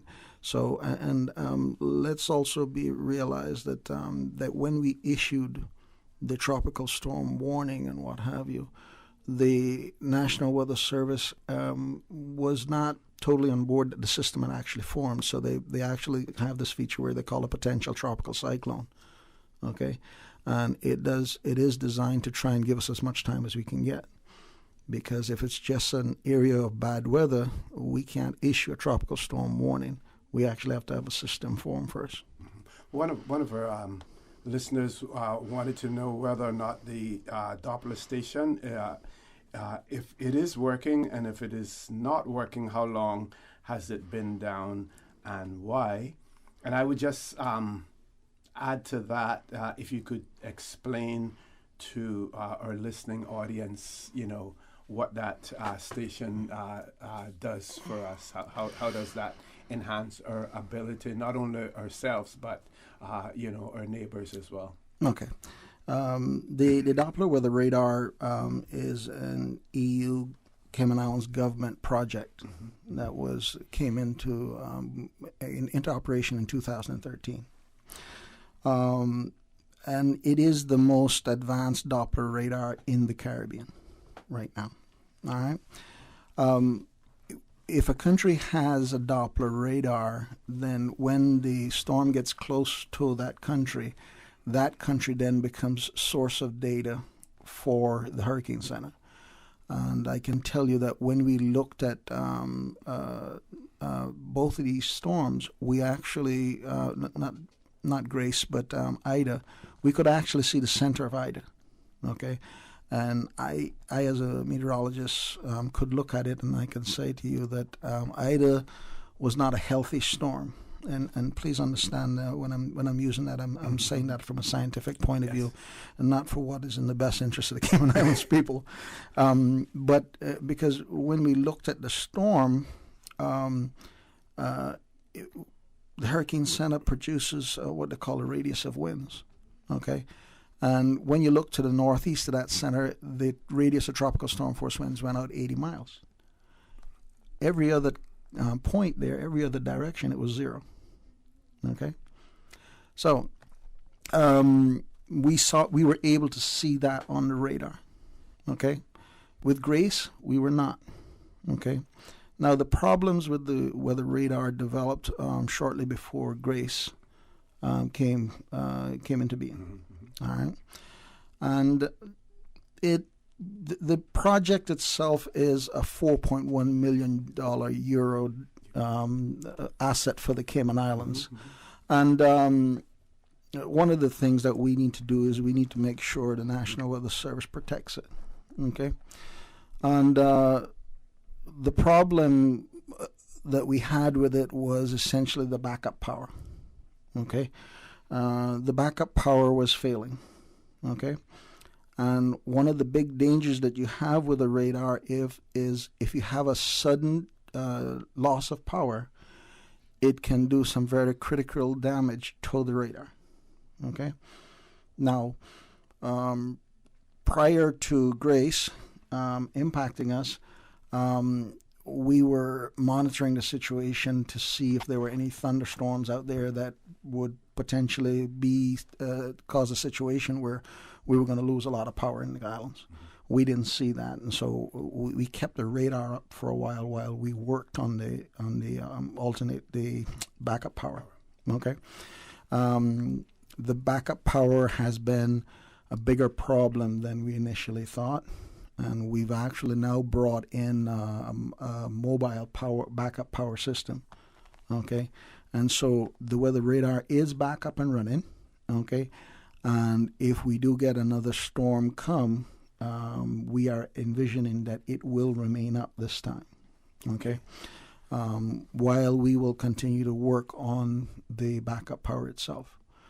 Just for a bit of clarity, the weather radar building itself and how it was constructed, when the backup power system went down, I just can't go and plug in another one. Okay. And I know that there are those that have mobile generators and what have you. It just doesn't work that way. We had to go through a rewiring process to try and get that in there. But we've now got the backup generator in there, and so the weather radar is back up and running and doing well. Excellent. The weather radar itself, if it was operational in Grace, would have provided max winds. Okay. We're going to take a commercial break. Folks, please stay tuned. For the record, we'll be back shortly. Are you feeling sick, but don't feel ill enough to go to the doctor? Ask your pharmacist for advice. Here at West Bay Pharmacy, our pharmacists have been trained to offer helpful, easy-to-understand advice on the treatment of everyday minor ailments for yourself and all the family. Anything from headaches, cough and sore throat, to cold sores, our pharmacists will know when medical help is needed and will not hesitate to refer you to your doctor if your symptoms demand it. Like doctors, our pharmacists have a professional code, which means all personal information you give them will be treated in the strictest confidence. Visit us today at West Bay Pharmacy, where we care about your health. Make your house into a home.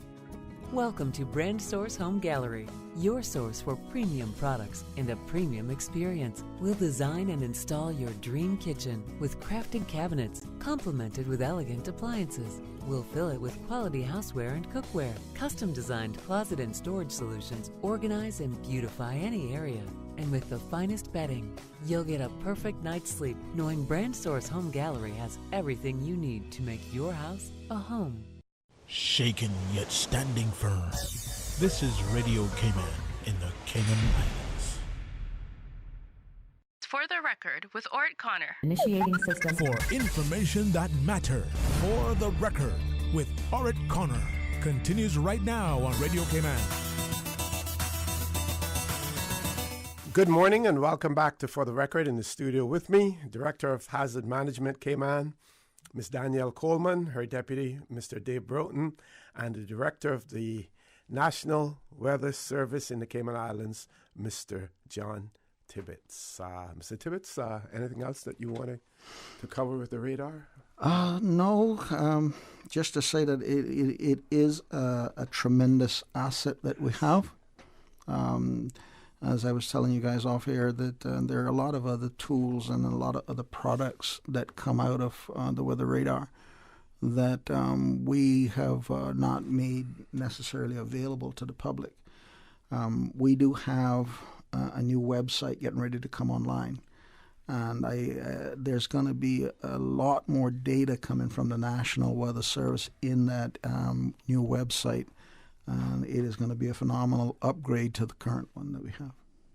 Can I just piggyback that? I mean, sure. I think, again, being dynamic, we have to continuously adapt with the times. And I think some of the actual tools we have here in Cayman, be it the Weather Service, be it ourselves at Hazard Management now, are really very advanced. And I think, I mean, for example, things like the damage assessment tool, we can now get live feed from the field as to what kind of damage is going on. and then, of course, make decisions there and then in the National Emergency Operations Centre. We do have our National Emergency Notification app coming out in about 3 weeks' time, and again, that will be a good audio app that will wake people up in any emergency. Now, we're not going to be using that for tropical storms unless there's a rapid intensification. It really is for the big emergencies like the tsunami scare, like the earthquake, whatever. But again, some of the tools that we are now using and developing and continuously striving to be better and to be the most advanced we can be.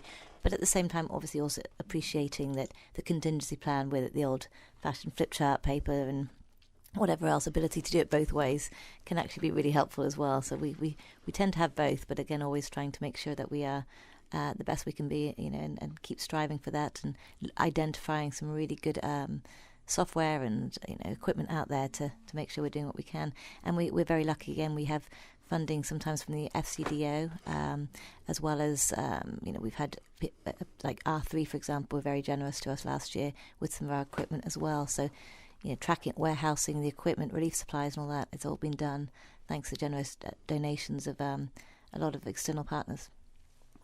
Okay, Dave? To be honest with you, Elsie, I've been mulling the tree the tree question. You want to transfer to agriculture department, huh? It's not going anywhere. Yeah, and it's a really difficult one because obviously, as Danny quite rightly said, we're not in the business of agriculture, but without stepping on their toes, I think an assessment does need to be made around your property. It goes without saying, and the short time I've been on this island, people are very fond of the trees in the garden, quite rightly. And I know it could be quite difficult to think, well, do you know what? I'm going to have to do something about this one that's sort of a 45-degree angle. But again, it comes back to the what ifs. I think John's put some really great scientific sort of messaging forward, and there are so many variables to these tropical storms / hurricanes. And the different directions they can go and everything else that goes with it. But I think if we learn nothing from Tropical Storm Grace is that, to the household, if it's a sustained wind, then it's bad. But if it's a strong gust, it's bad. So I would, as part of the preparation, and there's a lot of information on caymanprepared.gov.ky. Please take a look at that. But as bog standard preparation goes, I would make an assessment of your property. Look at the tree and think, well, it's at a 45-degree angle. If that comes down, it's going to possibly impact the power lines. It's going to possibly impact my window. It's going to take part of the roof off. Is it worth protecting the tree over protecting your house and your family? So possibly, take that sort of level of preparation out with your home. You would look inside your home and look at things that could potentially fall off the wall that it could land on you whilst you're asleep or some such thing. Do the same for the outside, and get advice. There are a lot of advice. I won't name them here, but there are a lot of advice agencies out there that can give you some great advice on these things. And speak to neighbours. Speak to people that have obviously may have been here longer or have experienced similar sort of things. And what happened to them and what could potentially happen to yourself. Okay. Now, folks, every event is a teachable moment, and there are lessons learned from it. Can we talk about some of the lessons that we may have learned from the recent disturbances? I mean, we're going to have a comprehensive debrief. We have one today and we have one later on this week on Wednesday with the entire team. I think from our standpoint, and again, I don't want to preempt what's going to happen at that debrief, but I think, obviously communications is always absolutely key. We're definitely getting better with communications. We have a fantastic joint communication services team. But again, trying to quash unverified information becomes a really big job of ours, and so finding ways of doing that, it's a constant job, and again, it does unfortunately detract away from a lot of the energy of people who have to communicate on a regular basis. I think probably shift work is so important. We go into the Emergency Operations Centre. We've done it twice the last 2 weeks for both Ida and Grace, and of course you're working all day. And then we do have shifts at hazard management, but we have a very short staff, so we've got four people per shift. So if you're thinking that's a 24-hour shift at times, you're trying to make decisions into the 23rd hour, and that's not the best time to be making decisions. So I know in ourselves, staff-wise, we've got to get help with that surge capacity somehow, either bring people in, obviously more staff, but also bring people in to deal with particular emergencies and training them up. But yeah, comms, shift work, Getting enough food for everyone is always a bit of a problem. We do feed everyone in the National Emergency Operations Centre, but of course things like trying to make, you have no idea how long these are going to go on for. So when you're there for 2 days, you don't want to run out of food because no one's happy after a 24-hour shift with no food. So little things like that. But we will again happily come back next week or the week after, whenever is available for you, and talk more about what findings we had. I think in every storm we've had in the last 2 years, or any emergency, COVID, fires, whatever, we've always done a structured debrief afterwards. And we're not just there to sort of slap each other's backs and say, yeah, it was all great and everyone was fantastic. It's more like, let's identify what things could be better. And we're massive believers at hazard management. The more we do that, the better we'll be in future. And it's constructive criticism, and I think we really do use that for the best of its abilities. And one of the things we did last year with COVID, to try and step away from that sort of backslapping, yay, everything was great, was to get an independent debriefer. And again, I think that's really, really helpful when you've got someone who's completely objective, looking and saying, well, hold on, what about that? And because we're also, into our work and sort of blinkered at what the job is at hand at the time, it's often, it's important to get that sort of objective, impartial viewpoint. So that's what we've kind of gone towards now. But again, every debrief is so critical to make sure that we're as effective as we possibly can be in future.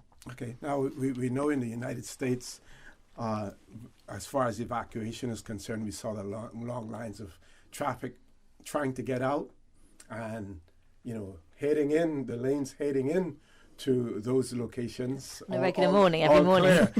Here in Cayman, when I was leaving the studio to go home, it was gratifying to me to know that I didn't have to join those lines that were heading for the supermarket, where there was no more parking in the parking lots and everything else, because we were prepared in advance in terms of whatever stockpiles were needed and everything else.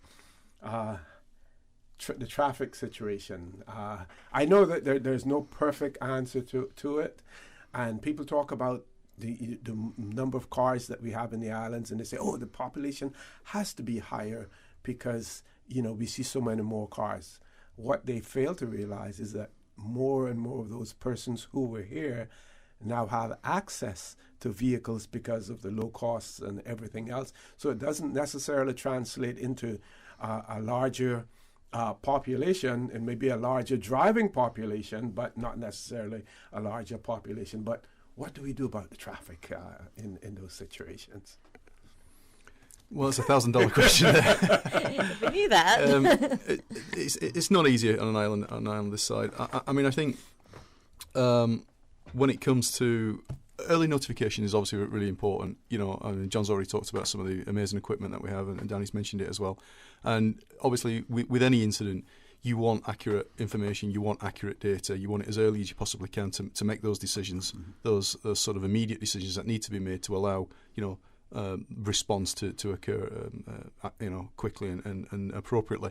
And I think we're working on that, and that's something that probably will come out in the structured debrief. There's obviously the government administration building right behind us here where we all work. Everybody sort of got the sort of the hee-haw to leave at that particular time. Things like this needs to be looked at, and other businesses, whether we do a sort of a phased approach to release, so that everybody's not on the road at the same time. At least that gives some sort of opportunity for traffic to move on. But also it's working with other partners. It's working with our CIPS. And it's looking at it's working with 911, looking at the traffic system with the CCTV, and it's there is no easy answer, but it's trying to sort of manage it the best we possibly can and try to make those decisions as early as we possibly can. I think sometimes with any incident you can wait for far too much information.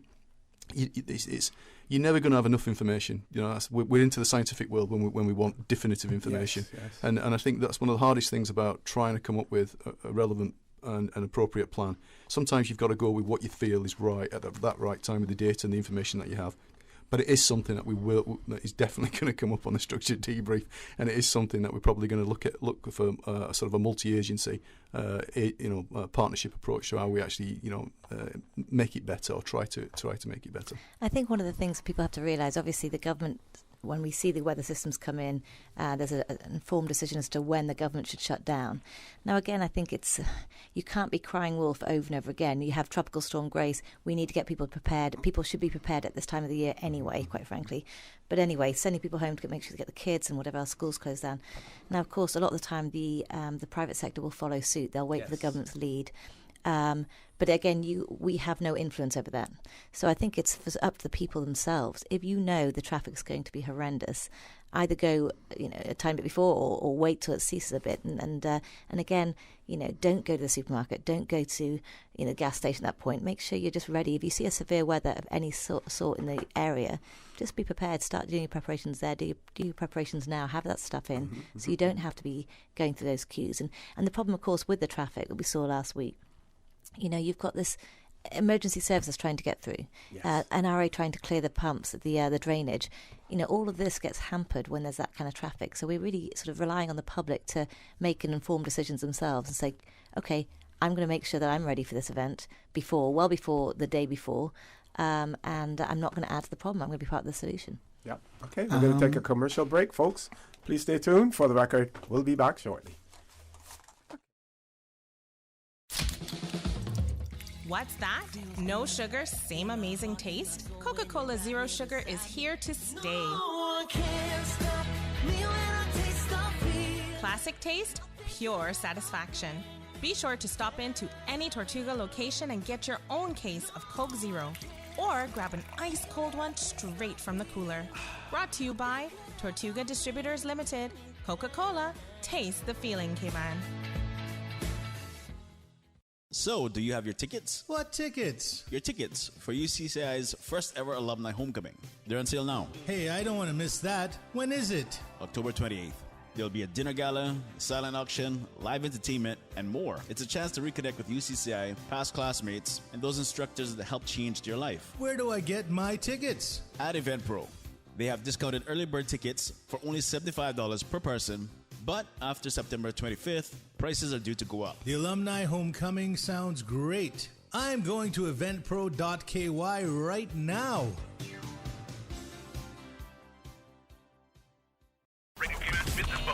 Each Tuesday and Thursday from 7:30 a.m. to 9 a.m. The Tuesday and Thursday edition of the Business Buzz is brought to you by Optical Outlook. Visit them at their new location in Anderson Square. Telephone 746-2020. Come see the difference with Optical Outlook.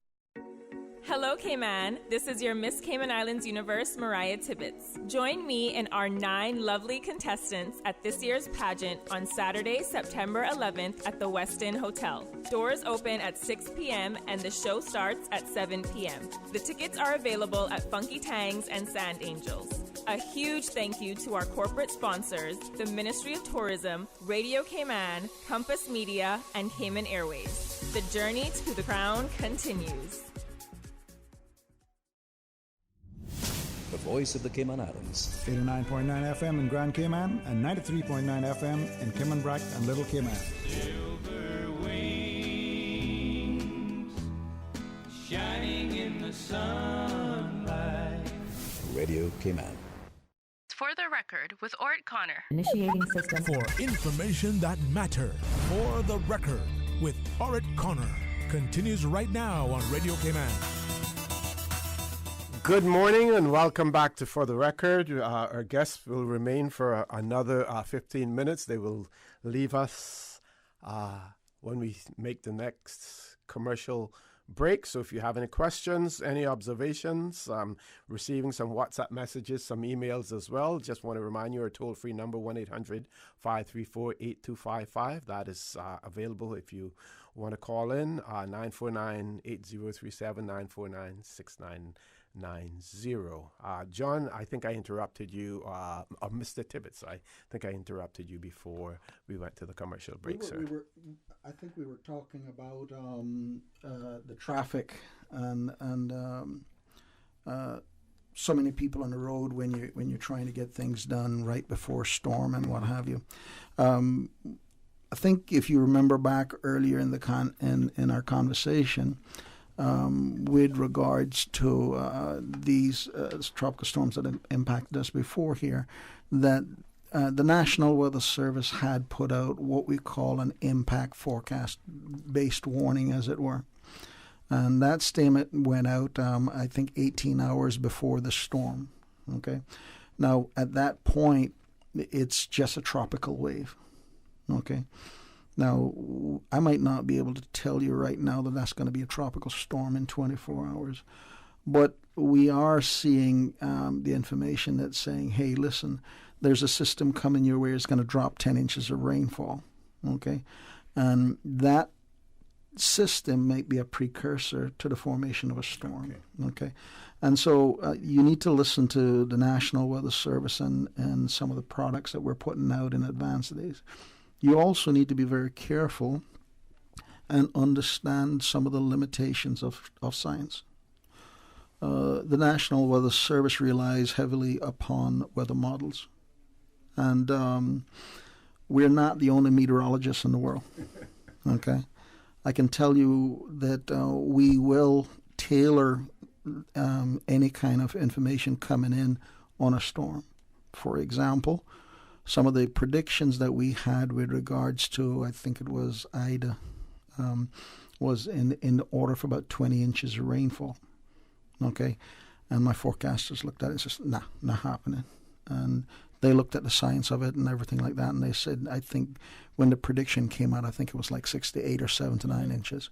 But the information that we got, and any layman going out there would have had access to that information. Mm-hmm. They would have been expecting 20 inches of rainfall. Remind people about last year. Last year we had the weather models went, I call it berserk if you want to call it that, and it had a system that was producing 200 and 300 millimeters of rainfall across Grand Cayman as it had generated a tropical storm or a hurricane and was pushing it across the Cayman Islands. And again, the Weather Service looked at it and said, no, not working. All right, it's a phantom. Okay, and so we didn't issue warnings with regards to it. So let the scientists, let your National Weather Service work for you and tell you when these things are coming. Be careful about the other sources of information. If you see it out there, check and see what your local National Weather Service is saying about it, because we know our area and we know our science. Okay, and we have, as I said earlier, we've got our tools to work for us and what have you. They don't always work 100% at times. Lord knows I would have loved to have had the radar up for Grace. But in reality, Grace, the weather radar had been up for, I don't know, maybe about 80% of the time for the year prior to that. So we've been doing a fairly decent job with the weather radar. And if you only know some of the issues that we're fighting with regards to the radar at times, to make sure that it is up. Now, I do know that one of the measures that you're going to say in terms of the value of the radar is having the radar up when we need it. Okay? Having the radar up on a beautiful sunshiny day, you go like, not needed. Okay? I'd also point out that that weather radar is important not just to the Cayman Islands, but to hurricane scientists around the world. The Northwest Caribbean is a haven for Category 5 storms. We don't have we haven't had major impact by a lot of these Category 5 storms and what have you, but the radar data is used to study the Category 5 storms and learn more about them and help us down the road with predicting them and predicting their motion and predicting their intensity and stuff like that, as well as their impacts. Okay. Thank you very much for that, Mr. Tibbetts. Over to you, Danny. Okay, so I guess some sort of final words from us. Just really, really encouraging the people in the Cayman Islands to be prepared for this year. I mean, I know we sort of say this with a blue in the face, and again, I think it makes people's lives so much easier if they are ready for any eventuality. Making sure you have your supplies in, make sure that it is in date, make sure that the kids are looked after, the animals are looked after, make sure you know where you're going to shelter, make sure you know the risks of your own home. There's so many things that we can help you with. And again, we have that all on our website, or just call us. It's one of those things that we're here to help. The more prepared you are, the easiest our job is. So again, we really encourage people to be ready for this year. And again, as the Premier said, being kind to one another, kindness is so important right now. And I think in the last 18 months of what we've all been through, I think helping others, helping the community, helping your neighbours get ready for any storms, and just being Cayman kind all the way, and doing what we can to make our lives easier and much more pleasant. Excellent. Dave? Well, just following on from that, really, I think that's summed up quite well by Danny, but know where your shelters are. That's really, really important. But also know what those initial actions would be if the worst happened, if your roof came off, if you got flooded. Speak to your neighbours, speak to your community. Have an awareness of what you would do with yourself and your family to keep yourself safe. Sorry, can I just jump on that Sure, as well? sure. I mean, that's a really good point. I mean, even in Tropical Storm Grace, we had several reports about people, one going into labour, one losing the roof. Emergency services, unfortunately, cannot come to you during the height of a storm. Obviously, we need to make sure everyone's safe, make sure that the trucks, the equipment, albeit the regiment equipment is very good, we still can't risk first responders' lives during that. So making sure that if by chance, you're doing your risk assessment, looking at your roof, if by chance you're going to have issues, where are you going to go to next door? Is it safe to be there? Is the elevation of your property safe? There's so many things that you can do to be ready, but have the contingency plans in case things do go a bit airy. Mm-hmm. Okay, John, and any closing comments from you? I think they've done a fantastic job. I was only reminded about one little thing, and it's talking about having your alternative plans of when things go wrong. And after Hurricane Ivan, we went out and we did a lot of interviewing and what have you. And one of the interesting things that came out was the concept about hurricane parties. And we were told by people from Ocean Club that they were holding hurricane parties at the Mariners Cove that disappeared. Wow. And the theory is on it basically is that when the people saw the sea coming in and what have you, they evacuated the hurricane party and headed up to the hurricane shelter at the top of the hill. So you never know when and if you are intoxicated, you're not going to be able to analyze situation properly and come up with proper conclusions and what have you. Or even react. Yeah, how are you going to react? You never know when things. I mean, you might be in a home that's fairly solid, and then all of a sudden, guess what? A tree falls down and compromises a big part of your roof. How do you react? You're not going to do that if you're intoxicated. Again, shelters continues to be a big issue for us. We still only have 8% of the population here that we can shelter in public shelters. So we're strongly encouraging people again to look at alternative methods and means. If you have a friend or you have your partner works at private sector or whatever it can be to try and lessen the burden on the government public shelters would be incredibly helpful right now. Government public shelters aren't comfortable. They're not particularly nice places to be in during a storm.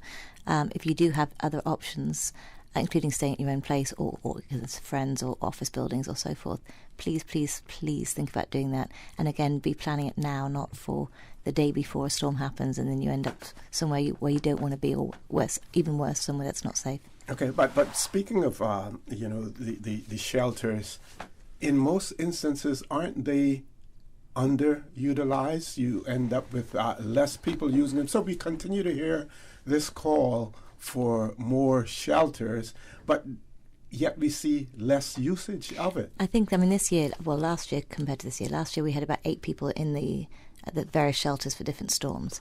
This year we've had about approximately 40 across the board during a tropical storm. Yeah. Again, that's underutilized, but I think if there's anything more than what people perceive to be a hurricane as opposed to a tropical storm, you say you've got Cat 3 coming, fine well your house is, but the elevation isn't high enough, or the roof's not safe enough, or the windows aren't safe enough.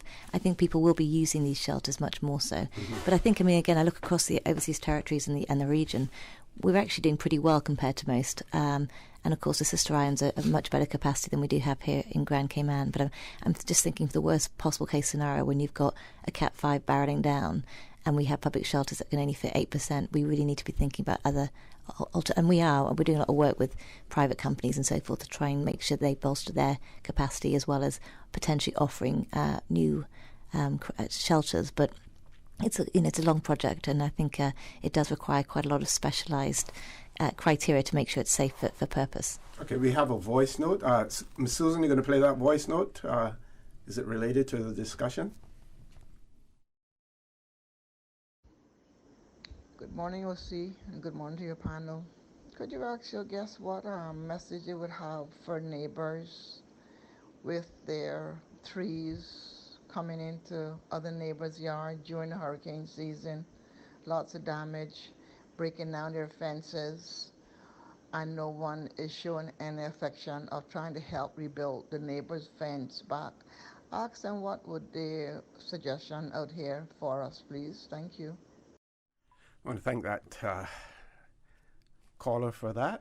And any one to respond? We don't have the legal persons here. I don't know about the legal persons on this, but I'm talking about from personal experience here. Because just in this recent storm, my neighbors, they had a big tree in the backyard, and it collapsed over, and my back wall is a cement fence, but they had a chain link fence with it as well, and the chain link fence of it had collapsed and stuff like that. And I think everything worked nice and smooth in the sense that they realized that their tree had come down, and they cleaned up the place and stuff like that. But it gets back to this thing about being Cayman kind and working with your neighbors and what have you. And I think a lot of times we need to be very proactive to make sure that we're not inconveniencing or causing damage to our neighbors' property. And so I know that, for example, some homes are fairly close together and what have you, and if a home is fairly close to another property or something like that, and they've got a big tree there, maybe that tree collapses over and damages the home of your neighbor. So we need to be thinking outside of the box and not just be thinking about our own good, but everybody around us as well. Okay. If that fails, call environmental health. Yeah. I know you folks have other commitments, so again, I want to thank you all very much, and bear in mind that the doors are always open in the event that you need to be here. Folks, when we return, headlines in the newspaper: London professor impressed with work of the mosquito unit. Is that headlines, does that refer to present day, or is it in the past? If you remain tuned in, you will know whether or not it is today's newspaper or whether or not it may have been several years ago. So please stay tuned for the record. We'll be back shortly. We think it's time you crossed over to a new vehicle. And with the 2021 Toyota Corolla Cross now at Vant Motors, you have plenty of reasons to make the switch. The crossover body and hybrid engine is a sleek design in a sturdy structure with a spacious interior that opens to extensive cargo space. Stuck in traffic? The high-performance self-charging hybrid system automatically switches between gas and electric vehicle mode, helping you lower both fuel costs and carbon emissions. The Corolla Cross has full LED lighting inside and out, an integrated display audio system with energy monitor, and a dual-zone climate control system to ensure comfort for all. Test drive the new 2021 Toyota Corolla Cross Hybrid today at Vant Motors, Walkers Road. For medical lab services in Cayman, go straight to MedLab. Blood test, x-ray and mammogram, all of that is MedLab.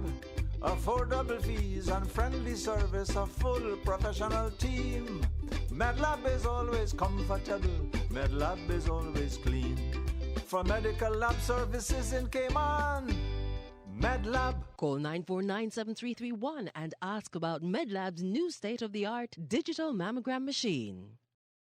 Do you have plans to travel to the UK? You must provide a letter of certification from Public Health and your vaccination certificate issued in the Cayman Islands. If traveling to the UK via the Bahamas, the United States, Canada, Jamaica, or any other Amber List country. If you are traveling directly to the UK from Cayman, no letter of certification is necessary. Letters of certification may be requested by emailing vaccinecertification@hsa.ky. Travelers must attach a copy of their vaccination information card as a screenshot attached to their email request. All requests will take 3 business days to process, and letters will only be issued within 3 weeks of a person's date of travel. Letters of certification are only needed if traveling to the UK via any Amber List country. Travelers to the UK coming directly from the Cayman Islands do not require a letter of certification.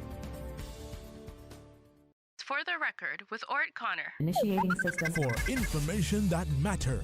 For the record, with Orett Connor. Continues right now on Radio Cayman. Good morning and welcome back to For the Record. We have an open line for you now. We do have 2 callers on hold. We don't have a whole lot of time left. And I don't think I'll have enough time to share this article with you. But this was from a Trade Winds newspaper, you know, my favorite newspaper. No longer in existence, but this was in September the 7th, 1967. Volume number 4. And it's headline, London Professor Impressed with the Work of the Mosquito Unit. Next and also next year's budget questions discussed. Professor Bertram of the London School of Tropical Medicine was in the Cayman from August the 20th to the 30th. Professor is a member of the Royal Society of the Tropical Medicine of the Tropical Research Board. He seemed to be suitably impressed with the work of the entomological unit here and with their plans for future expansion and control of the mosquito problem. This is important to us because of his connections in London and his ability to say a word in our favor from time to time when the wants and wishes of the units here are made known over there. It is hoped that in time our unit will not only serve to eradicate our own mosquito problem, but will become a training institution in connection with mosquito control in other Caribbean areas. The estimate, and then it goes on to talk about the estimates for the budget. I'll share this with you at another time, hopefully another day this week, because we're going to give our callers an opportunity as well. Only 10 minutes, so please bear that in mind. First caller, good morning. Welcome to For the Record. Morning, how you doing, sir? Good morning. I'm fine. How are you? Good, man. I just have a quick query. The internet services, what is going on with that? Do you have any idea what's going on or no? Can you repeat that? The incident services? Internet service. Oh, internet. Internet. You mean? Depends on it depends on which provider you're using. Digicel. Okay, it may have something to do with the lines. I know we had problems with our provider in our area in terms of repairing some of the lines as well. So that may be the situation. Oh. Uh-huh. I'm more on the Broughton, so I'm just sort of. Okay. Hopefully someone from Digicel is listening in and they can respond to you, or you may want to shoot off an email to the. Well, you can't do the email if you have no internet service, right? Because I even tried to call them directly, but they won't answer the phone. No answering. Okay. We'll try to see what we can find out and send for you. Okay, thank you. Have a good day. You too. Next caller, good morning. Welcome to For the Record. Good morning, caller. Welcome to For the Record. Good morning, O.C. How are you? Good morning. I'm fine. How are you? Oh, not bad. I could be quick. I don't know if this helps the listening public. Some time ago, myself and another neighbor, we were having problems with a bad fence line with huge trees. Anyway, I wrote to the owners. I know they live overseas, and they moved one of the trees, but the other tree, we couldn't get their caretaker to move it. Mm-hmm. But I have on record a letter from 2019 saying in the event of a bad hurricane, myself and the other neighbor, we were going to suffer, extensive damage to the fence. Anyway, the caretaker wouldn't move it, so I wrote to them again, but I've showed my letter to an attorney, and he says, besides me, you cannot fail with that first letter that you wrote because you warned them, keep your fence line proper, and I've said in my letter, in the event of a serious hurricane, the extent what the damage, I just estimate what I thought the damage could be. Yeah. Okay, So and I'm of taking course, care of mine in that sense. yes, and of course, these when these events happen like this, is considered in most instances an act of God, and which don't seem to be covered by insurance as well. But what my attorney is saying, even though it may be an act of God, I warn You have them forewarned prior- them, yes, of the Yeah. hazard. Yes, So that's I think important. that people should go and get some advice, and if they haven't bad, corporation, well, you got no choice. Yep. Like what myself and the neighbors now experiencing. Put it in writing. Yep. Okay. Thank you very much for that. And I just want to add to that. I have a friend who lives in the United States, and he basically referred an incident to me that happened in the district of East End, where the roof of one establishment came off and flew over into another person's property, damaged their house. His insurance company will not cover the other homeowner's claim because it was considered an act of God. But that business establishment have at least given some monetary contribution to the damage to the person whose property has been damaged, to try to help them in terms of cover the repairs. So again, that is what you call being neighborly and sort of Cayman kind as well. Let's take the last caller. Caller, good morning. Welcome to For the Record. This is a recording. Caller, good morning. Welcome to For the Record. Thank you. See, how you doing? I'm good. How are you? Just a quick question. I'm doing pretty good, but do you have any knowledge on when it might be that they can give you when the booster shot might happen? Do you have any knowledge at all on that? Let me look and see the last COVID-19 report, because I normally would do that in the morning. I didn't do it this morning. I went right into basically into the discussion, but let me see what we have in terms of the most recent COVID-19 report. But go ahead and talk in the meantime while I look for that for you. No, that's really all I wanted to. That's all I wanted to find out was because I want to be first in line if it's gonna happen soon. So I was just trying to find out because my wife asked me also to try to find out if it's gonna happen and when. So that's really all I needed. So if you have any information, I'll just hang up and listen to what you have to say. If not, okay. Then well, I can tell you this much: the Premier, the Honourable Wayne Panton, is having an event, a wellness event today at his offices. It's going to be from 4 until 7, I believe, this afternoon, located right behind Wendy's, near the Savannah Rubis gas station. And you can go there this evening and get your shot if you want. Even he has said, even if you're not in his constituency, you're welcome to come. So you could go there. And get the booster shot?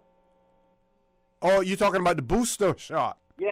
I thought you were talking about the original shot. No, the booster shot I don't think is available in the Cayman Islands yet. We have not gone to that stage yet. We're still trying to get our 80% vaccinated. Yeah, I was just wondering if it was going to happen because I was probably one of the first that had my first shot. Okay, got you. Sorry, I misunderstood you there.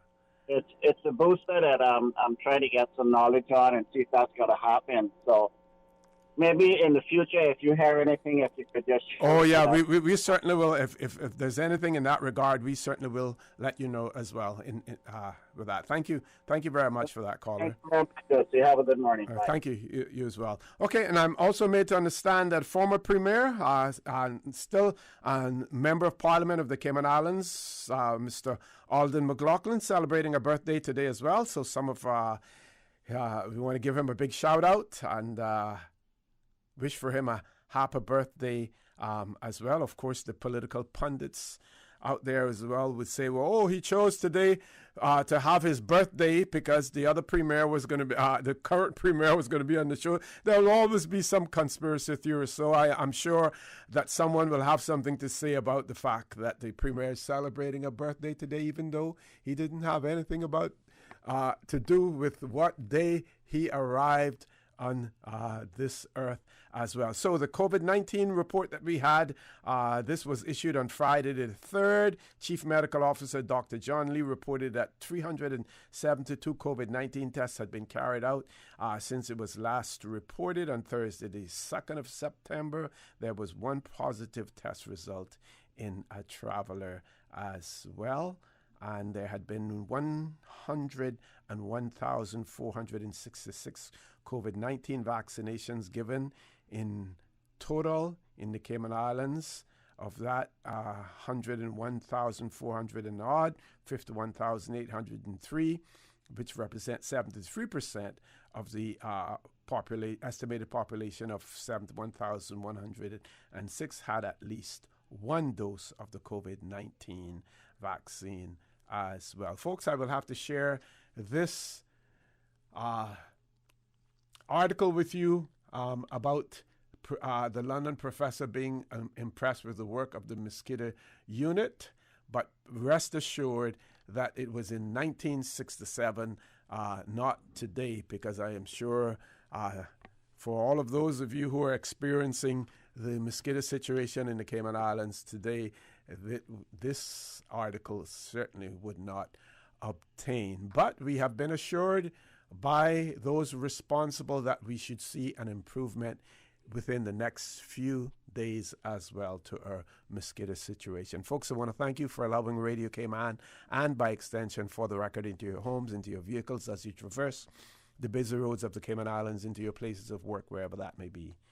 I also want to remind you that we are brothers and sisters keepers. There is always someone out there who's less fortunate than we are, and I ask you to extend a helping hand to them. If you can't do that, then I suggest you donate to a worthy charity, because we always want to consider those who need, not necessarily those who want or even those who crave. So I say to you, have a great day. Continue to support your radio station, Radio Cayman. John Sterling, Dwayne Ebanks at 12:15 for talk today, and a big happy birthday to Miss Tammy Chisholm, also the Premier's press secretary. And as usual, we ask the good Lord to bless these three beautiful, wonderful Cayman Islands.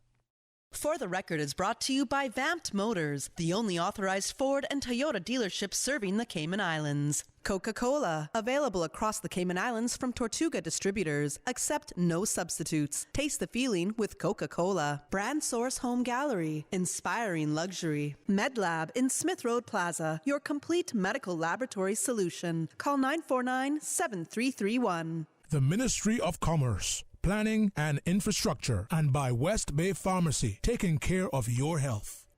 You are listening to Radio Cayman, the voice of the Cayman.